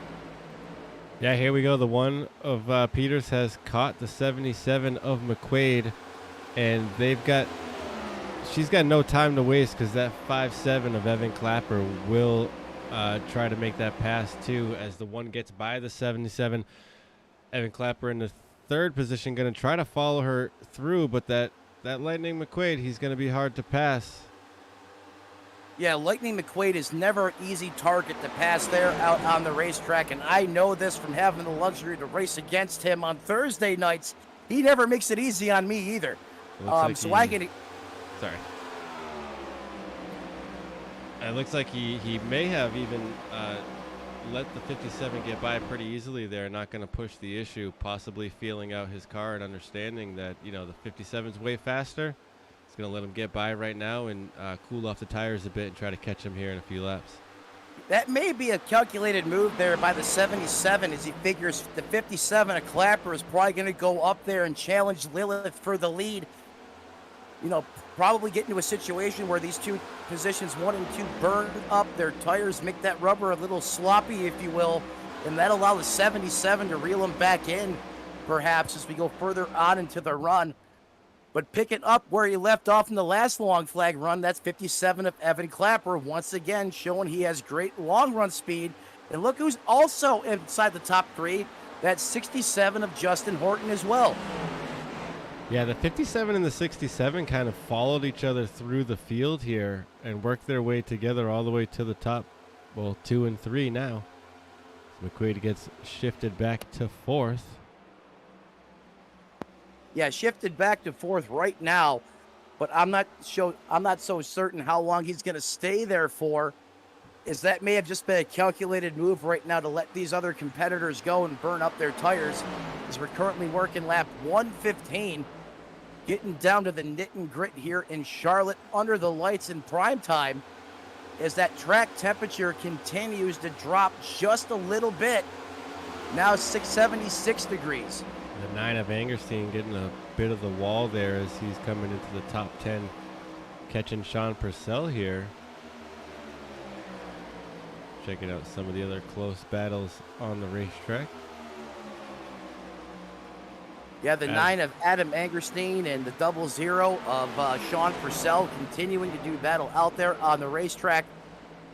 Sean occupying the top side, Adam Angerstein rolling in the 9 on the bottom, as there continue to be door-to-door across the start-finish line through the dogleg once again. That's at least the 2nd lap in a row. Angerstein has taken it down into the painted grass there, or I'm assuming that's painted grass. But he's up 11 spots now, cracking the top 10. Yeah, good run for Adam Angerstein there, as he's inside the top 10, like you were saying, up 11 spots so far. I'd say that's a good night in the 9. Yeah, absolutely. If you can hang on to it now for about 40 laps or so, he can take home a decent finish, but still running out here, running decent laps, not too far off from the top runners, and actually not far off 2nd place at all. And of course, as we talk about 2nd place, here he is, Evan Clapper, chasing the number 1 machine of Lilith Peters, who also sits on the top of the points. And just about everybody chasing here all night, with a couple of other cars also leading a good amount of laps. Louis Clark and Patrick McQuaid. Louis Clark now back to 8th after seeming to have a little bit of trouble on the last restart. Watched his machine kind of drop like a rock almost. Evens out here to 8th, sitting there with Peter Terrio and Adam Angerstein, 7th and 9th. So we'll see how the rest of their race plays out. But I think I don't want to say it, but we got a little bit of a stretch here. We're starting to stretch out. Things are seemingly calm currently. The whole field just about stretched out and feeling out the rest of the race here is what I'm thinking. Well, as this racetrack and competition continues to stretch out, there's one place that's going in the opposite direction, and that's the front of the field. Evan Clapper in the 57, fastest car out there on the racetrack. A 31.54 the last time by. The second fastest car on the racetrack, Lilith Peters, at a 31.63. That 57 continuing to show he's got the long run speed, as Lilith Peters and Evan Clapper are just fractions of a second apart from each other, under 0.3 of a second now, as Lilith Peters had the slight advantage the last time by.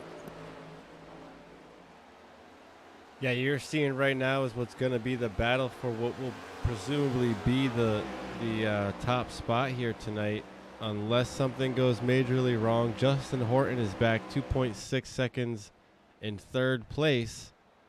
McQuaid right behind him, so they've got some ground to make up if they're going to contend for first or second. So I'm thinking we're seeing it's going to be either the 1 or the 57 machines race to lose here, Peters or Clapper. Yeah, well said, Cliff. It's going to be a chess battle here, right? Who's running as hard as they can? Who's saving? Can Evan Clapper make Lilith Peters run a little harder than she wants and burn up those tires, specifically that right rear? Or is Evan Clapper having to run as hard as he can to make pace with the one right now of Peters? Only time will tell. But those two cars are in a zip code of their own right now, as everyone else continues to spread out over the course of this racetrack. As we look off the back of Lilith Peters' car, for Kajikat Motorsports, Evan Clapper in the 57, of course, right behind her, battling it out now in the top two spots, as you said. The gap now to third, about 3.5 seconds.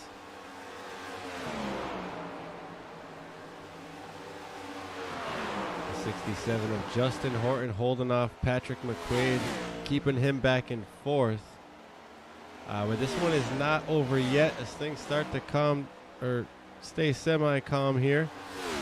We'll go ahead and grab one more commercial break as Sean Purcell comes down pit road. You won't miss any of the action because we'll go side by side. So don't go away. We'll see you when we come back.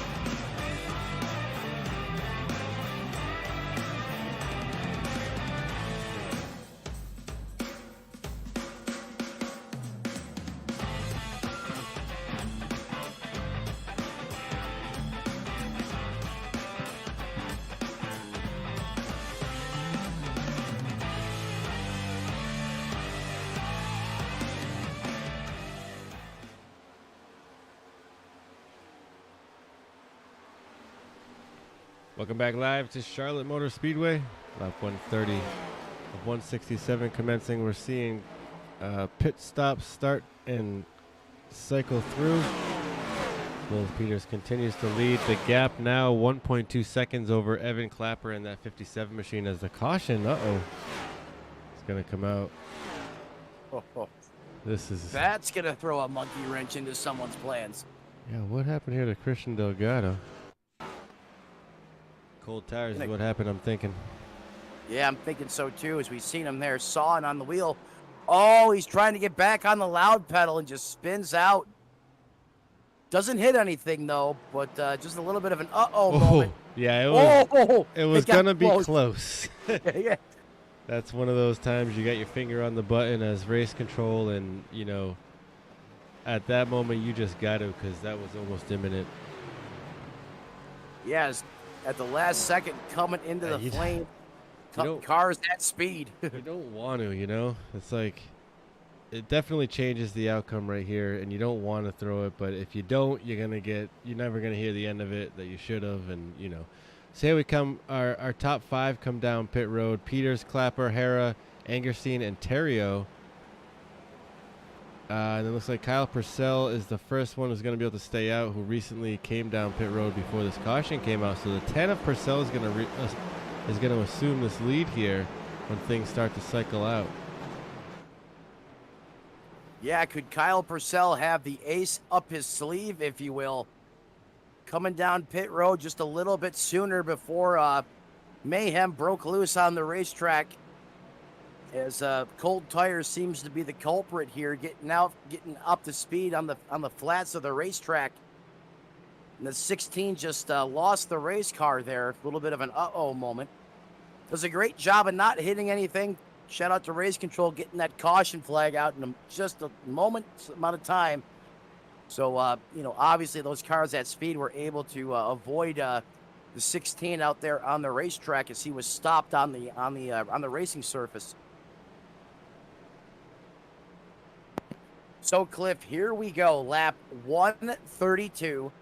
The scheduled distance tonight, 167 laps. Kyle Purcell is the presumable leader once things cycle out here. It's going to be an interesting 30 laps. It is. I mean, I'm not going to hold you to it, but as it stands right now, who you got for taking P1 here as the checkered flag drops? Oh, you didn't know? I don't do that. Nope. You don't do that? Nope. Nope. I've put too many cars into the wall, and nope, not gonna call a winner. Not gonna call a one at all, because if I do, they will crash. Fair enough. And you know what? I've already said enough tonight that caused the 15 enough trouble. So you know what? I'm gonna back off on that one too. Yeah, I'll tell you what. Let's do this. Let us know in the chat if you're watching who you're rooting for. Jeffrey Browning, thank you. Shout out. Let's go, Pat. Sounds like we got a lot of 77 fans checking in. Let us know who you're rooting for if you're watching, and because we're not gonna. Commentator curse is definitely a thing, and we'd hate to do that to any of these drivers. You mentioned the 15. Look where he's sitting now. Look at that. I don't know if things are going to still cycle through, but currently sitting in the second position. Got a lot of cars up ahead of him. Not sure if they're going to get waved around or what's going to happen, but the 1 and the 15 sitting here side by side, so I'm thinking that Hera got that car fixed up. He's able to work his way up here, and he's going to be here when it matters. Yeah, and look who's right there with him, the one of Lilith Peters, and those two were both involved in the last incident when the 15 got out of shape on the racetrack earlier on in this one. The Comet may be currently out on the racetrack, but that's not going to be the case here much longer, is what could possibly be the final restart here tonight, as those lights go out on the pace truck one more time under the lights in Charlotte. They're going to get caught up here and get stacked back up. Peters and now David Hera going to share the top or the front row, Evan Clapper, Peter Terrio now in the second row. So things, shaking up again. With about 30 to go here, this could be the shootout to take us to the end. So don't go away. Everyone shouting out for the 77. So let's see if Patrick McQuaid can appease his fan base here watching us tonight. Appreciate you joining us. See if the Muffler Man can get it done. Coming from 7th, he's got a good opportunity right now on this green flag drop to make up some spots, possibly catch that number 1. See if anyone can get it done. Well, I'm sure someone's going to be able to get it done. We're just going to find out who, as that pace truck crawls and creeps ever so closer to that entrance to pit road. We'll watch him drift it sideways, bring it down pit road, and that's going to give Lilith Peters the button here one more time as we hit that Toyota restart zone, and she's going to go. Oh, no, she's going to spin the tires on the restart. She's going to lock it down. Wait, good call by her, keeping it out of the way of the competition. As the caution's back out again on the racetrack. And that's what happens when you try to go full send on worn out, sloppy rubber. Sometimes the car gets sloppy with it. And a rare mistake by the one of Lilith Peters. That's going to give the 15 sole control of this race, I believe, once we get the deck re-racked and restacked once again. Yeah, my apologies for the viewers at home. A little bit of a mess with the camera system here. Would not let me get back to live. Trying to figure out what happened here. If, she got a little help from behind, possibly? I think she just spun the tires, Cliff. Yeah, you're right. Yeah, she just spun the tires. She got on them just a little bit too hard and was able to lock it down as she's sliding across the start-finish line there. Just a rare mistake there by the one of Lilith Peters. Yeah, absolutely unfortunate for that one machine. Like that, like you said, she got a really good jump on her first gear, or what was probably second gear, and then grabbed third and spun him a little bit. It's going to shuffle her back to 11th with 30 to go now.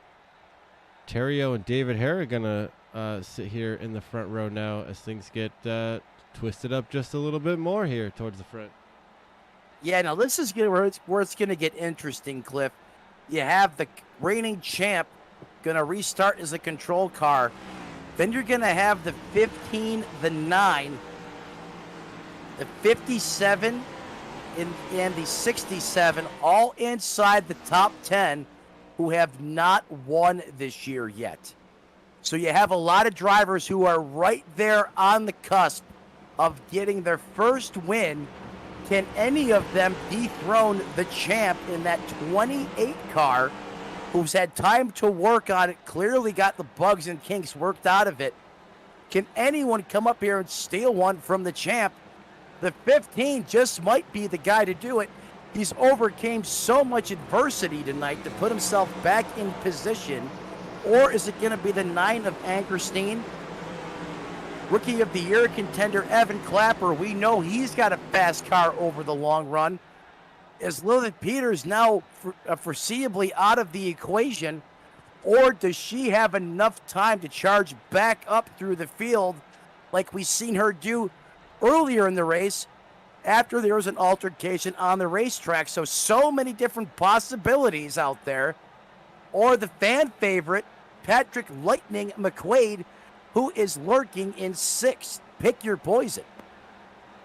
Yeah, so many names that you just rambled off have absolutely a chance to win it. Even the one car from back in 10th. I know it seems unfeasible, but she's fast, and when you get angry behind that wheel and you've got the talent she does, you can definitely make something happen. Whether she has enough time or not, I think is what's it's gonna come down to.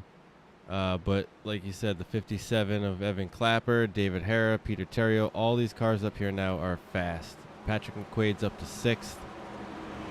He'll start from the 3rd row, so that's a really good opportunity for him. Anything could happen right here. This just changed everything. Yeah, and this just, like you said, changed everything. Bunches the field back up again, re-racks them, restacks them. It's lap 138. We still have the lights on the pace car, so we're still going to have to go 2 more times around. That's going to bring us to potentially green flag lap 140. So that's going to be 67 laps remaining in this one. At least that's the schedule distance. We know overtime's an option should we need it.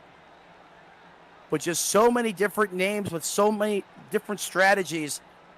So much on the line for these different drivers. So many people, so many competitors up near the front that just haven't won yet. You got the champ to deal with in the control car, the 28, David Hara, who's overcame just about everything you could throw at him this race and still finds himself in second. You're right, Cliff. I mean, my guess is as good as anybody's. Yeah, no one expected what just happened to happen, especially the Lilith Peters fans out there.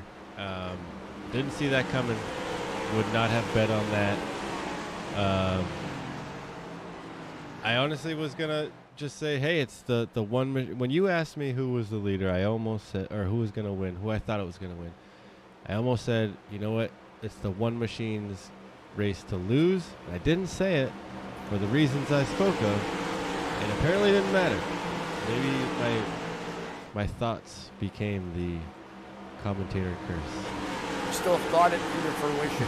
Thought it didn't happen. Dang it. Well, I'm sorry. You can blame that on me, Lilith. Okay.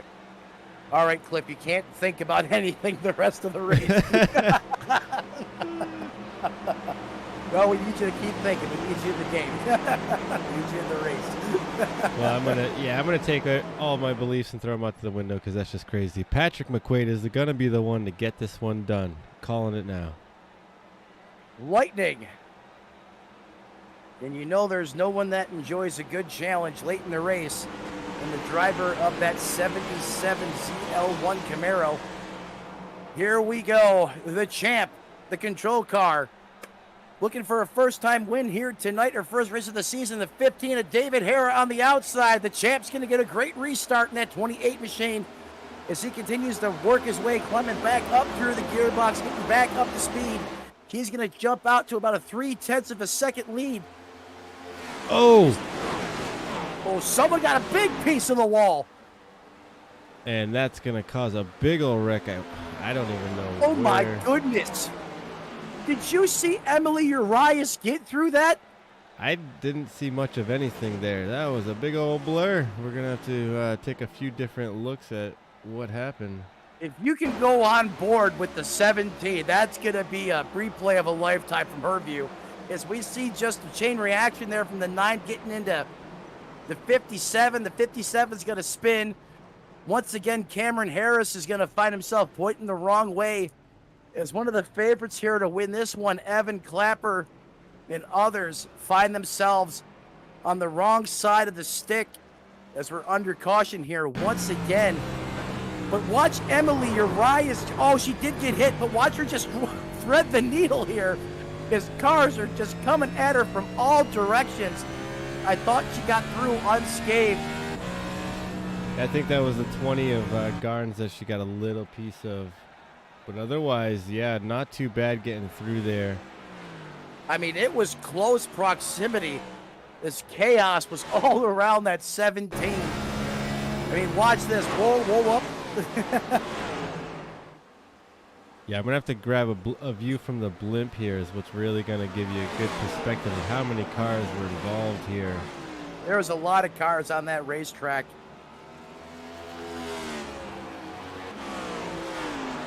As a 67 there, unfortunately, backs it into the wall as we go on board to the blimp cam. Oh, the 57 just got loose on his own and slides up. Or was that the 9 that got loose and slid up into the 57?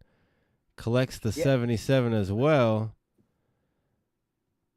And then it's just a mess. Cars all over the place.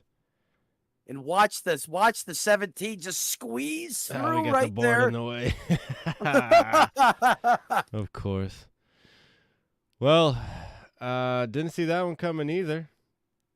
Of Of course, we don't really Yeah. ever see any of them coming, do we? Let's go jump back up. Very rarely. Well, I hope, or, hopefully that was it. We got them all out there. You probably don't have any tires left in the pits. You got 26 laps to go. The top drivers were in at lap 131, so they're probably good to the end. I think what we're going to see is drivers just stay out until this one's over. I don't think anyone's got any reason to come down the pit road anytime soon anyway. No, and definitely if I'm the 28, the 15, the 10, throw the 8 into the mix. Track position is so important in this one, especially as Calamity Corner seems to strike from 10th place on back. And you're right, Cliff. I don't think anyone has any Dr. Feelgoods left in the pits. But I'll tell you who this helps. This helps out the one of Lilith Peters, as she's now up to 6th position, along with the 7 of Travis Rodriguez as well. Yeah, good point. Didn't even notice that. The one is now back up to 6th. That puts her in the 3rd row when they take the green flag. Another great opportunity. How many times have we seen a winner come from the 3rd row on a late night restart here in Charlotte under the lights? Does history repeat itself once again? Does the champ prove why he's the champ and take this one? Does the 15 find a way by on the outside? Does Louis Clark in that 8 continue to shine in that new ride in the 8 machine? Hold on, folks. Strap Grandma back in. Make sure she has more kernel-free popcorn because it's about to get bumpy. Yeah, Louis Clark and Lilith Peters almost coming full circle now. Go under green flag and hopefully finish off here. But I see that 1 in the 8 coming up to really push for a hard battle to the end here. So, man, this one is still not over. There could be a lot of action left. Well, we've seen the 8 aggressively block in this race at times, and we know how aggressive the 10 of Purcell and Lilith Peters are going to be right now. So, if you're the 28, this is far from over. As you know, you're going to have some intense moments here on the racetrack. As we're currently working lap 144 under caution. Yeah, 28's going to have to be careful. He'll get a good start. We know that he's really good at restarts, and he will pull out a little bit, but then he's going to have to be really careful if the 15 and the 10 and the 8, they all kind of catch up to him and he starts trying to block. We could see some mayhem there if he's not too careful with which lane he wants to choose to try to hang on to. I suggest he hugs that bottom and just sets his sight on that green flag. That checkered flag. Yeah, I agree. That white line is going to be your best friend right now, at least here in the early going off of this restart. I think their tires are still fresh enough to make that bottom work. But the last thing you want to do if you're Terrio is get out too far and then let the 2nd and 3rd place cars tandem draft back up to you. Here we are. The whole field comes across the line. 28 gets a big jump, like we said. Just behind him, they're fighting side by side for 2nd and 3rd. 10 and the 15 of David Hara. Yeah, does David Hara get the momentum to clear the 10 on the outside? He does. He's going to get a big push going down the backstretch from the 8 of Louis Clark. He's going to send him into the corner. Oh, my goodness. Full send by the 15. Gets into the wall, though, not able to get that car. Look at the push that he got from the 8. He had to get in the brakes to stay out of the wall. That was a huge push. That 8 machine was coming, and the 15 was just in his way. Now as the 8 is in the 2nd position. One might say maybe that was a little too much of a push for a purpose. Yeah, exactly. I don't think the 8 had a choice. He was taking it whether he wanted to or not. Or the 15, I'm sorry. is, look at this. Oh. Louis Clark. Oh! Chrome horn bumper hooks the 8 back across traffic. The Purcells are in it. Oh my goodness, as mayhem breaks loose all over the racetrack at the start-finish line. Are you serious? Are you kidding me right now? I don't even know what to say there. With the 28, I feel like the 8 just basically ran him over and was on a run over. I'm just the broadcaster. I can't really say too much about it, but yeah, I mean, that seemed a bit aggressive there to me. Well, I had a feeling once I seen, the 15 just get slung into the corner off the nose of that car. I mean, he came in there like 40 miles an hour faster than the leader. You knew it was about to get wild because that opened up a huge hole and kind of bottled everyone up. As Lilith Peters, there's going to be a chain reaction here. It's all going to start with the 8 getting into the 28. I'm going to try to jump on board here and just get a look from inside the car. Yeah, Clark's going to clash here with the 28 right here. Doink. There's the contact. There's the 28 starting to go around correcting. There's Clark turning down to the bottom of the racetrack. He's going to tag the back, hook the back of the 8, send him straight up into traffic. The 7's going to hold his breath. Clapper's going to hold his breath as they get by. Then that hole's going to fill the gap. And he's going to get tag teamed by the 16 in the 00. Have a look at where the 1 skated through here. I just kind of noticed her just nonchalantly coming through the grass. And yeah, sometimes the grass is your friend.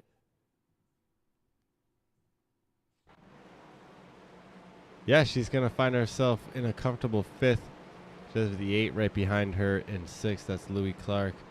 But David Hara in this 15 machine currently scored the leader as he's slowing up on the racetrack. I believe he's going to let the pace car catch up, if I'm not mistaken.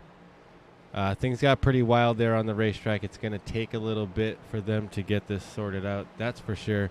We'll jump side by side. We'll grab one more commercial break before this one is over. Don't go away. We'll come back and bring you to the green flag. Or, sorry, the checkered flag, of course.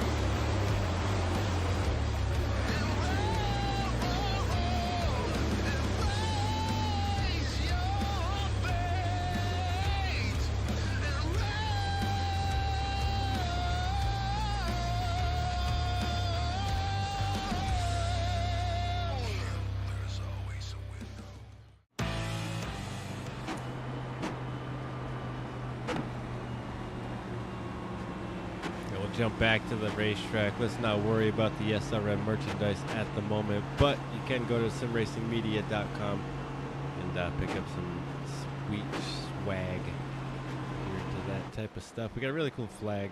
It's kind of my favorite item we sell. Check that stuff out. Meanwhile, here at Charlotte, we got 18 to go as they'll get stacked back up. Some mayhem has continued to ensue. As, of course, I keep jinxing drivers out here left and right. I'm not going to call out anybody else. Yeah, and as you said there, swag rhymes with flag. Okay. Cliff's not. Yeah, why not? You know, let's throw that in there too. I'm a poet. I didn't even realize Yeah, it. exactly. Seeing a rare side of Cliff that no one gets to see here tonight.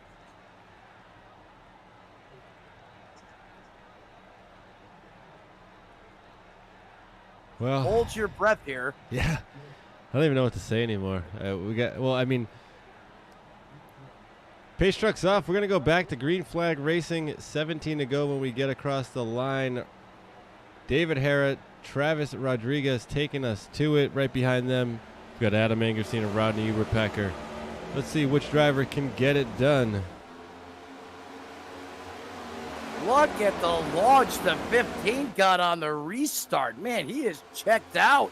I had to double check my timing to make sure I was live there. I wasn't sure if we missed something. That was just amazing. That was a great restart there by the 15. But here comes the 9 of Adam Angerstein and the 7 of Juggles Rodriguez. The 5 on the outside of Rodney Uberpacker. Don't count out Lilith Peters as her and McQuaid are now back in it. Emily Urias right there as well in the 17th. And the 57 of Clapper right off the back of him. The front of the field, though, it is all David Hillbilly Hara in that 15 machine as he's currently leading the way, but Angerstein's looking for more on the bottom. Just about 15 laps to go for this 15 machine to hold off the field. Can he hang out there and get it done? He's got a mirror full of Travis Rodriguez in the 7 Toyota, and then the 9 of, we got 3 Toyotas stacked up right behind the Chevy. Someone's in the wall. I think Rodriguez there just caught the wall a little bit there. Well, we stay rolling, that's for sure. So no harm, no foul there. 15 to go. Ooh. The 9, the 7, the 5 fighting hard right behind the 15 for these top 3 spots, actually. Peters sitting here in 5th. Looks like the 8 of Louis Clark kind of stalled out, but still running some real fast laps. Just sitting back in 9th as time starts to tick and run out. Yeah, time's starting to tick and run out. As time ticks out, that anticipation, the escalation on the racetrack is going up, up, up. As we are running out of laps around this racetrack, as the scheduled distance tonight, 167 laps. And you know these drivers are going all out. You can the see 9 them making a big pass on the 15 here. Oh, he comes up and touches him. So the 9's going to fall backwards. Oh, man, these Toyotas are fighting hard. The 9 and the 5 here, that's going to let Lilith Peters gets by to 3rd. Bringing McQuaid with her. There's your fan favorite coming back into the mix. And now all of the sudden, in back of Travis Juggles Rodriguez, you got Lilith Peters, Adam Angerstein. And I'm sorry, it doesn't look like Patrick McQuaid is on the lead lap right now. Yeah, you're right. McQuaid fell down a lap. But mixing it up still here with these front runners. Yes, he's trying to get his lap back the old-fashioned way, and that would be going up there and passing the 15 before the caution falls again. Oh, look how tight that is in back of the 15. He's currently carefree right now, at least as it runs for the short term, is mayhem in the Hornet's Nest. There's a brewing right off the back of the leader. Look at that, the 7. Oh, look how close that is. 10 in the wall there. Or was that the 8? Someone got in the wall. I believe that was the 10. That was the 10, yeah. Oh, look. Oh, there it is again. Oh, man, these guys are on the edge of wrecking lap after lap. Oh, look at that jump. The 9 was in the grass. The 9 was in the grass and Came in out the and air. Hit the 57 sideways. Yeah, he found the Evel Knievel ramp in the grass. Yeah, he did. Oh, man. I told you there was one in there somewhere. Watch this as we're just doink. Look at that. The whole front of that car was up in the air. Up on 2 tires. He comes back. He jumps back onto the racetrack. He's going to tag to 57. He is going to grab a handful of race car there as he suddenly finds himself out of control and sliding up the racetrack. Great He didn't job. hit anything. No, he didn't. Great job not making contact with the wall. Oh, wow. Is once again, the track goes tragic. And cars are pointing in the wrong direction. But Cliff, we knew that was coming. They were beating and banging all over the place. Yeah, and look, don't look now. I'll steal your line. Lilith Peters now up to 2nd position. Right back where she needed to be. And with another reset button. Yeah, and I'm sure David Hara is just loving looking out his rearview mirror right now. He's probably sitting there going, I've been wrecked 5 times this race. I've been up front 2 different times. What do I got to do to close one out? The worst thing you can see as a race car driver in this series is that one machine in your rearview mirror with under 10 laps to go.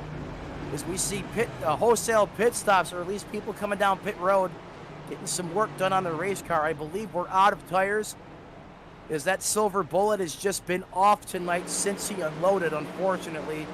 Very uncharacteristic race right there for the 27 of Cameron Harris, who's 3rd in points. Yeah, it'll be a story for sure to figure out throughout the week as we head to New Hampshire next week. Yeah, that's a flat track, flat corners. That's going to be a whole different animal. But Cliff, do we see a first-time winner this season here tonight? Can the 15 of David Hara, Juggles Rodriguez, Rodney Uberpacker, Nathan Christensen get it done here tonight? Or is Lilith Peters going to do Lilith Peters type things and steal this one late? Your guess is as good as mine, because that 15 has been bad fast out there in clean air. Yeah, it's going to be a battle. It's amazing this 15 is still even on the racetrack, let alone leading the field with as much contact as that car has received tonight. Yeah, you're not wrong. And I mean, early on he had that real hard contact, and I think he just got it fixed up over time and has been real methodical in how he played out the rest of his race and has kept it clean since. Is it clean enough? Is he going to have enough? I don't know. We're about to find out. It's either going to be, I would say, I'm not going to say any names, but I'd say someone on this front row is who's going to be here at the end in the top spot. Well, you know, he's got blue-gray plastics as a sponsor on there. You just got to melt it down, reform it back up, and it's as good as new again. Maybe that's what that 15 did over the course of all these caution flags here tonight, because something's working for him in that race car. Yeah, you're suggesting they've got a little bit of an edge in the plastic game in the corner? Yeah. It's looking that way. Yeah, you could be right. Well, he definitely has adapted and overcome down. Tonight, anyhow, is that 15 continues to carry the torch under caution. Yeah, showing his perseverance here tonight. As the 7 comes up and taps the back of Lilith Peters. Don't poke the bear. Yeah. Yeah, you know, she's been through a lot here tonight and is trying to finish off strong. Has probably got a chip on her shoulder, you know, against herself. She kind of put herself back there and has been trying to work her way back up ever since. And here it is. She's got that opportunity. So hopefully she doesn't push it too hard and she can stay calm here and just race the 15 clean and try to make a clean pass. We'll see how it plays out. We'll have 5 to go here. We'll take the green flag run, or take the green flag as the pace truck's lights are off. Yeah, we're going to go last chance qualifier shootout style here under the lights in Charlotte. Hopefully you got your drinks refilled. Another hot dog, a thing of French fries, a scarf down here real quick. I drank all my Dr. Peppers. No. Yeah, I'm all that. You're out of 23 flavors that make the awesome taste of Dr. Pepper.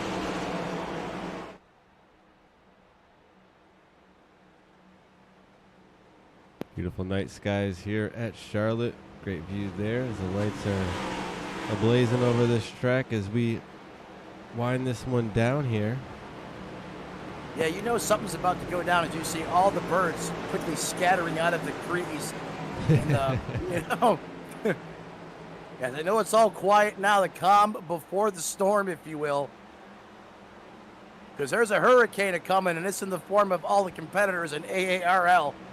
And 19 loud pedals out there, so it's about to get real loud.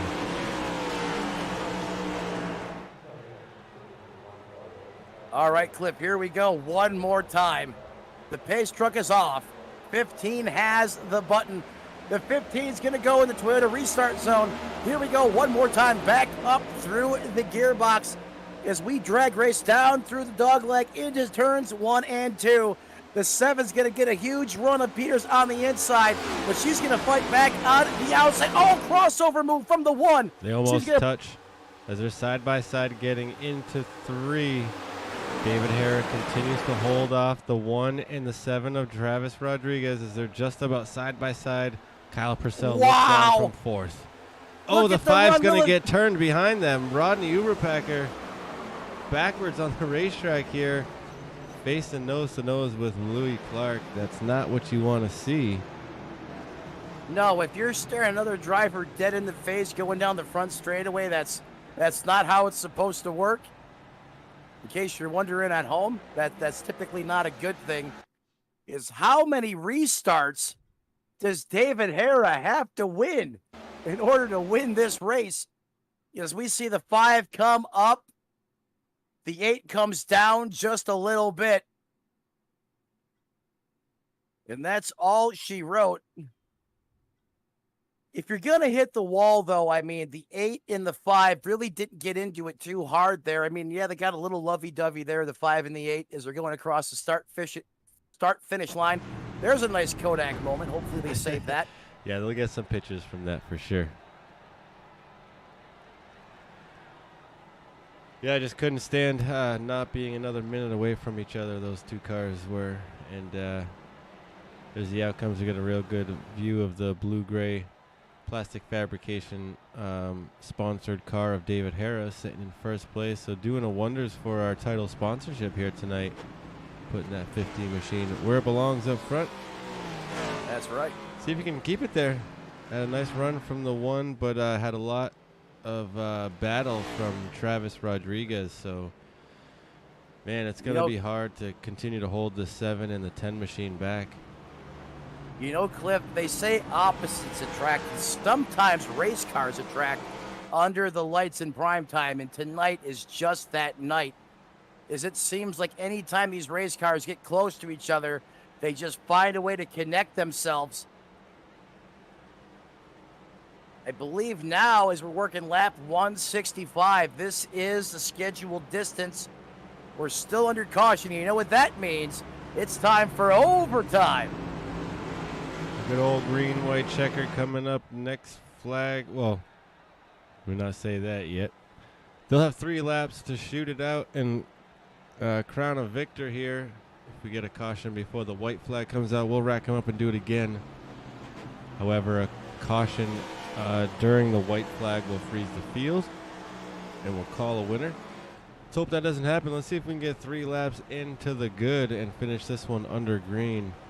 As Hara, Peters, Rodriguez, Purcell, Clark, Clapper, Christensen, Urias, Uberpacker, and Flanagan top 10. Would definitely love to see this one finish up under a green flag conditions. But Jeremy Flanagan, as I look, comes down pit road here, gives away 10th spot to come down pit road, possibly getting to the point where he was just about running on fumes and needed to fill up to make it to the end here.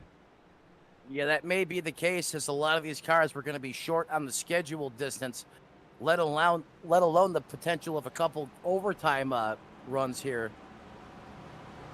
And I don't know if we have one clean car on the racetrack, maybe. I mean, all of these cars have been in some type of an incident at some point in time tonight. The 15 we know for certain. I mean, the one. I mean, you pick any car. The only one that I can think of off the top of my head that really hasn't really been in too much trouble this evening, the 7 of Juggles Rodriguez there. Purcell's been in it. Clapper's been in it. We know the 8's been involved in numerous incidences up near the front. Emily Urias drove us, had to drive through that, looked like that shooting gallery out there on the racetrack under a couple of cautions ago, and that 17, And she Emily- gets back on the lead lap. Emily's going to start here from the 4th row, too, with a clean car, so she's got a really good opportunity here to get a good finish and show this group that she belongs here. Really fast driver, and she got a really good opportunity here to get it done. You know, she's listening, so we'll see how she does. Yeah, fresh driver coming off of a solid run earlier last week as well. So kind of using that momentum from another series, see if she can translate that into a solid top 10, top 5 finish for Emily here. So all eyes will be up on the front row here as the 1 and 15 take us to it. What hopefully would be our last restart of the race. This could be where it matters the most. These cars, this group comes down the backstretch. Man, the mental anguish right now is this race comes to an end, and this could be the last 3 laps of it. You know, sitting up front, your Lilith Peters or your David Hara, you know how many drivers here, including David Hara, haven't got a win yet and want one. You've got the 1 of Peters trying to maintain her lead in the points.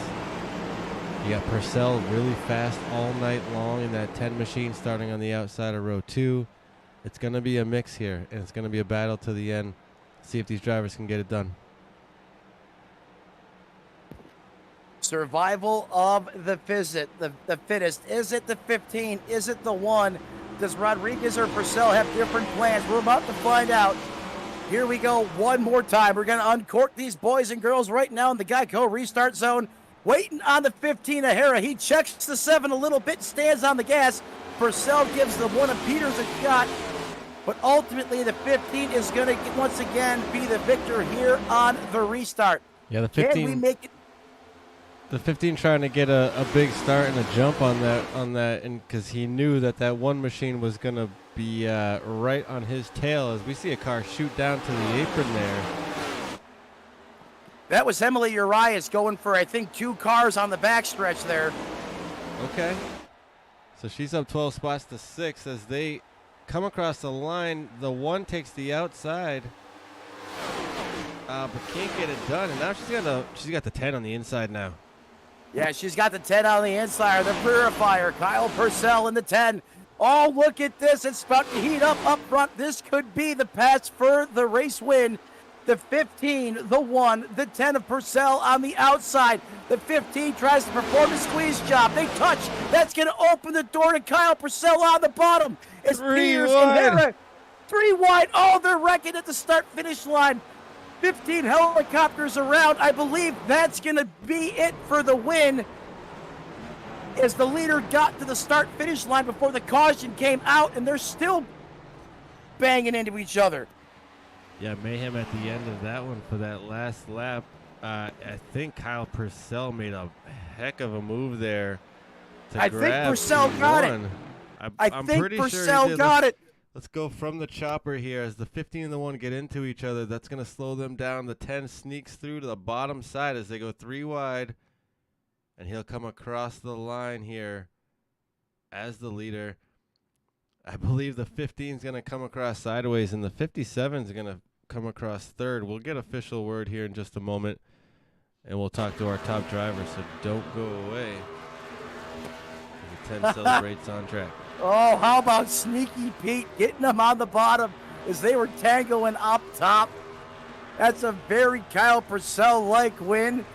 Where did he come from in the Camry, Cliff? That's why we say it's never over until it's over.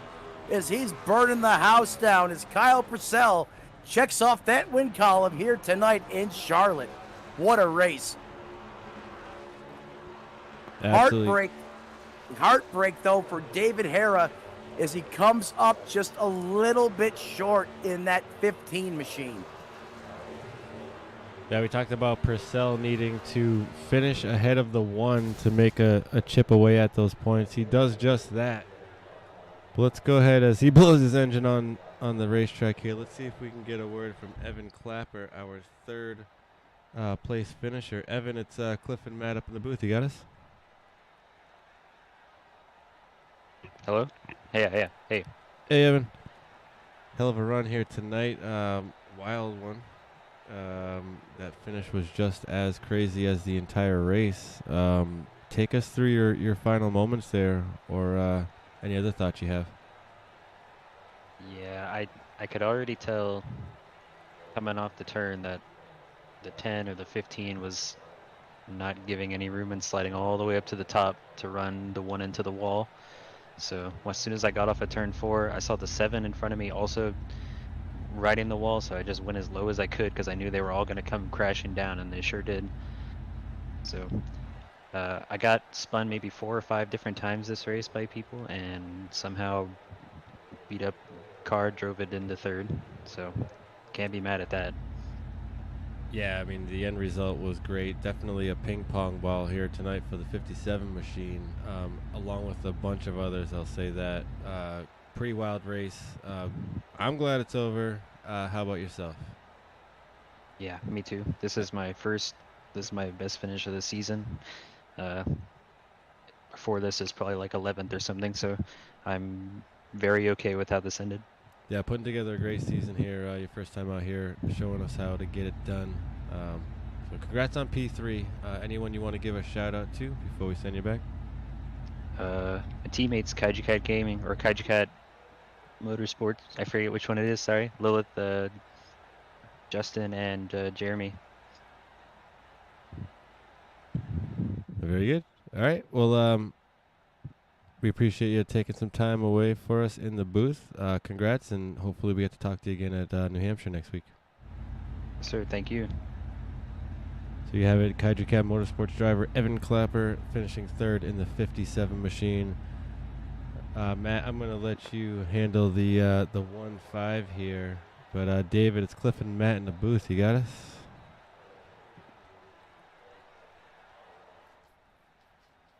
David, Matt Mettler up in the booth. You got a copy, sir. Yeah, Matt, I got you. How's it going?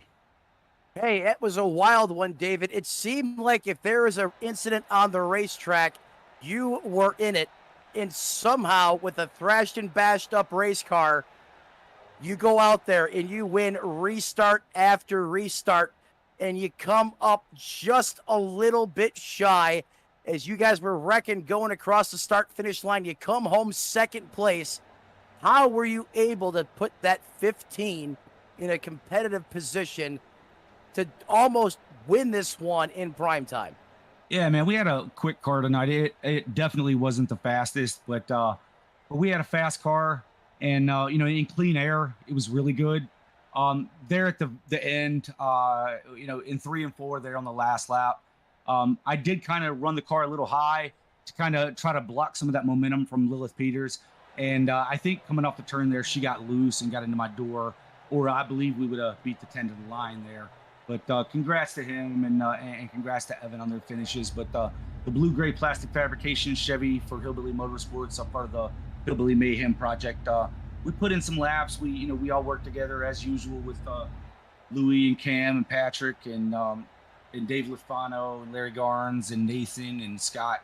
We all work together to try to get these cars working each and every week. And I think we showed out a little bit today. I mean, I know the 8 with Louis Clark was really, really fast today. Got into some trouble there late. But, no, man, just happy to get out of here with a P2. Yeah, and well said, David. And if there's ever a story of adapt and overcome, it's never over until it's over. That is you, my friend, tonight, with just an epic performance out of that 15 Chevrolet. Who do you want to thank? Who helps you get it done on that race car before we cut you loose, sir? Yeah, Mike and Melissa over at Blue Gray Plastic Fabrication. They're also the series sponsor, as well as the sponsor of my car. So happy to have them on board each and every year. It's been really good. Like I say, Hillbilly Motorsports and Hillbilly Mayhem, that project we have together with Mayhem Motorsports is always awesome. So thanks to all those guys for helping us get it done here. Oh, this is I really wanted to win here. This is my home track. I live here in Charlotte, so gonna go home and kick back and drink a few beers after this one. There you go, ladies and gentlemen, your second place finisher tonight, David Hillbilly Hara in the 15. He's going to have a couple tall ones after he just about won at his home track. He finishes second place here tonight. Cliff, back to you. Yeah, thanks, Matt. As we'll go ahead and grab Kyle Purcell, our race winner. Kyle, Cliff up in the booth. You got me? I do. Hey, man, congrats on that win. Wild couple of last laps there, especially that last lap, last pass for the win, the most important one. Take us through your race, man. You did a hell of a job keeping that 10 machine. I'll say. Yeah. I guess you put it where it mattered, when it mattered. Yeah, I mean, there was a while there, I was doing the mental math in my head and running into walls because of it and figuring out, all right, well, if I pit here, so I sort of helped start an undercut. Me and a couple other people pit early. Then we got trapped a lap down with the caution, and then I was coming into pit as the caution was happening, and I was entering my pit box, hitting the brake when the caution came out. I floored it to get ahead. That probably saved my race. So I would have been a lap down at that point if I had actually stopped and taken the service.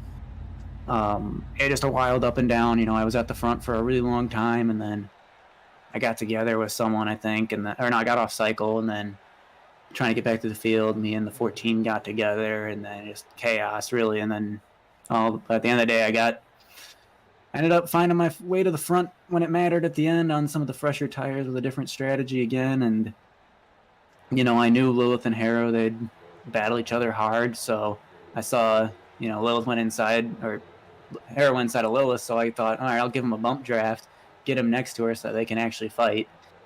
And bump drafted him up next to her, then laid back on the corner to get myself a good run and hoped that they hit each other. And that's what happened. So it worked out. Nice strategy. Well, yeah, like you said, it did work out. You'll gain a few points there on Lilith Peters when it comes to the points. How are you next week at New Hampshire?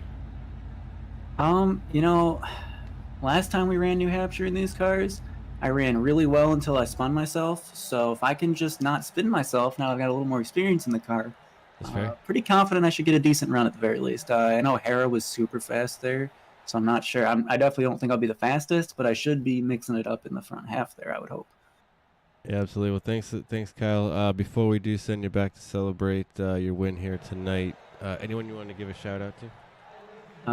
Just shout out to a lot of people I was racing a lot tonight. I mean, we had a gaggle of 6 cars at one point at the front that was just 2 wide, 3 wide constantly, not wrecking somehow. Just really good, tight racing for most of the night on a lot of those green flag runs. It was a lot of fun. And then a big shout out to my teammates. Adam left early, unfortunately, with some wrecking, but Juggles, Assault Motorsports, and County of DuPage Animal Services for giving me my cat, who did not interrupt me tonight, luckily.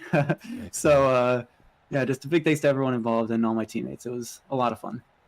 All right, Kyle, appreciate you taking the time. Hopefully we get to talk to you again next week. Yep, of course. Thank you, guys.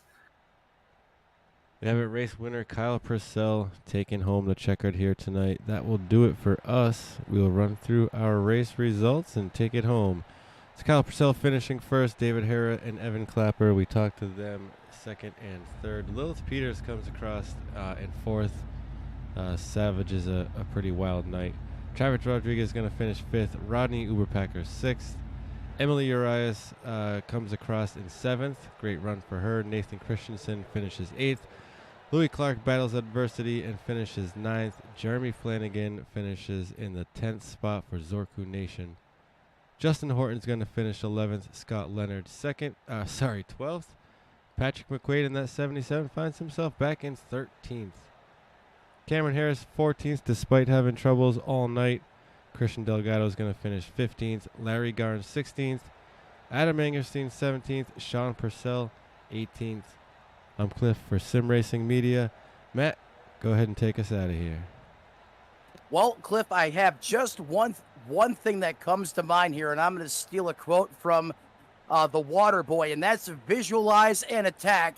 And that's exactly what Kyle Purcell did, as he said in the interview.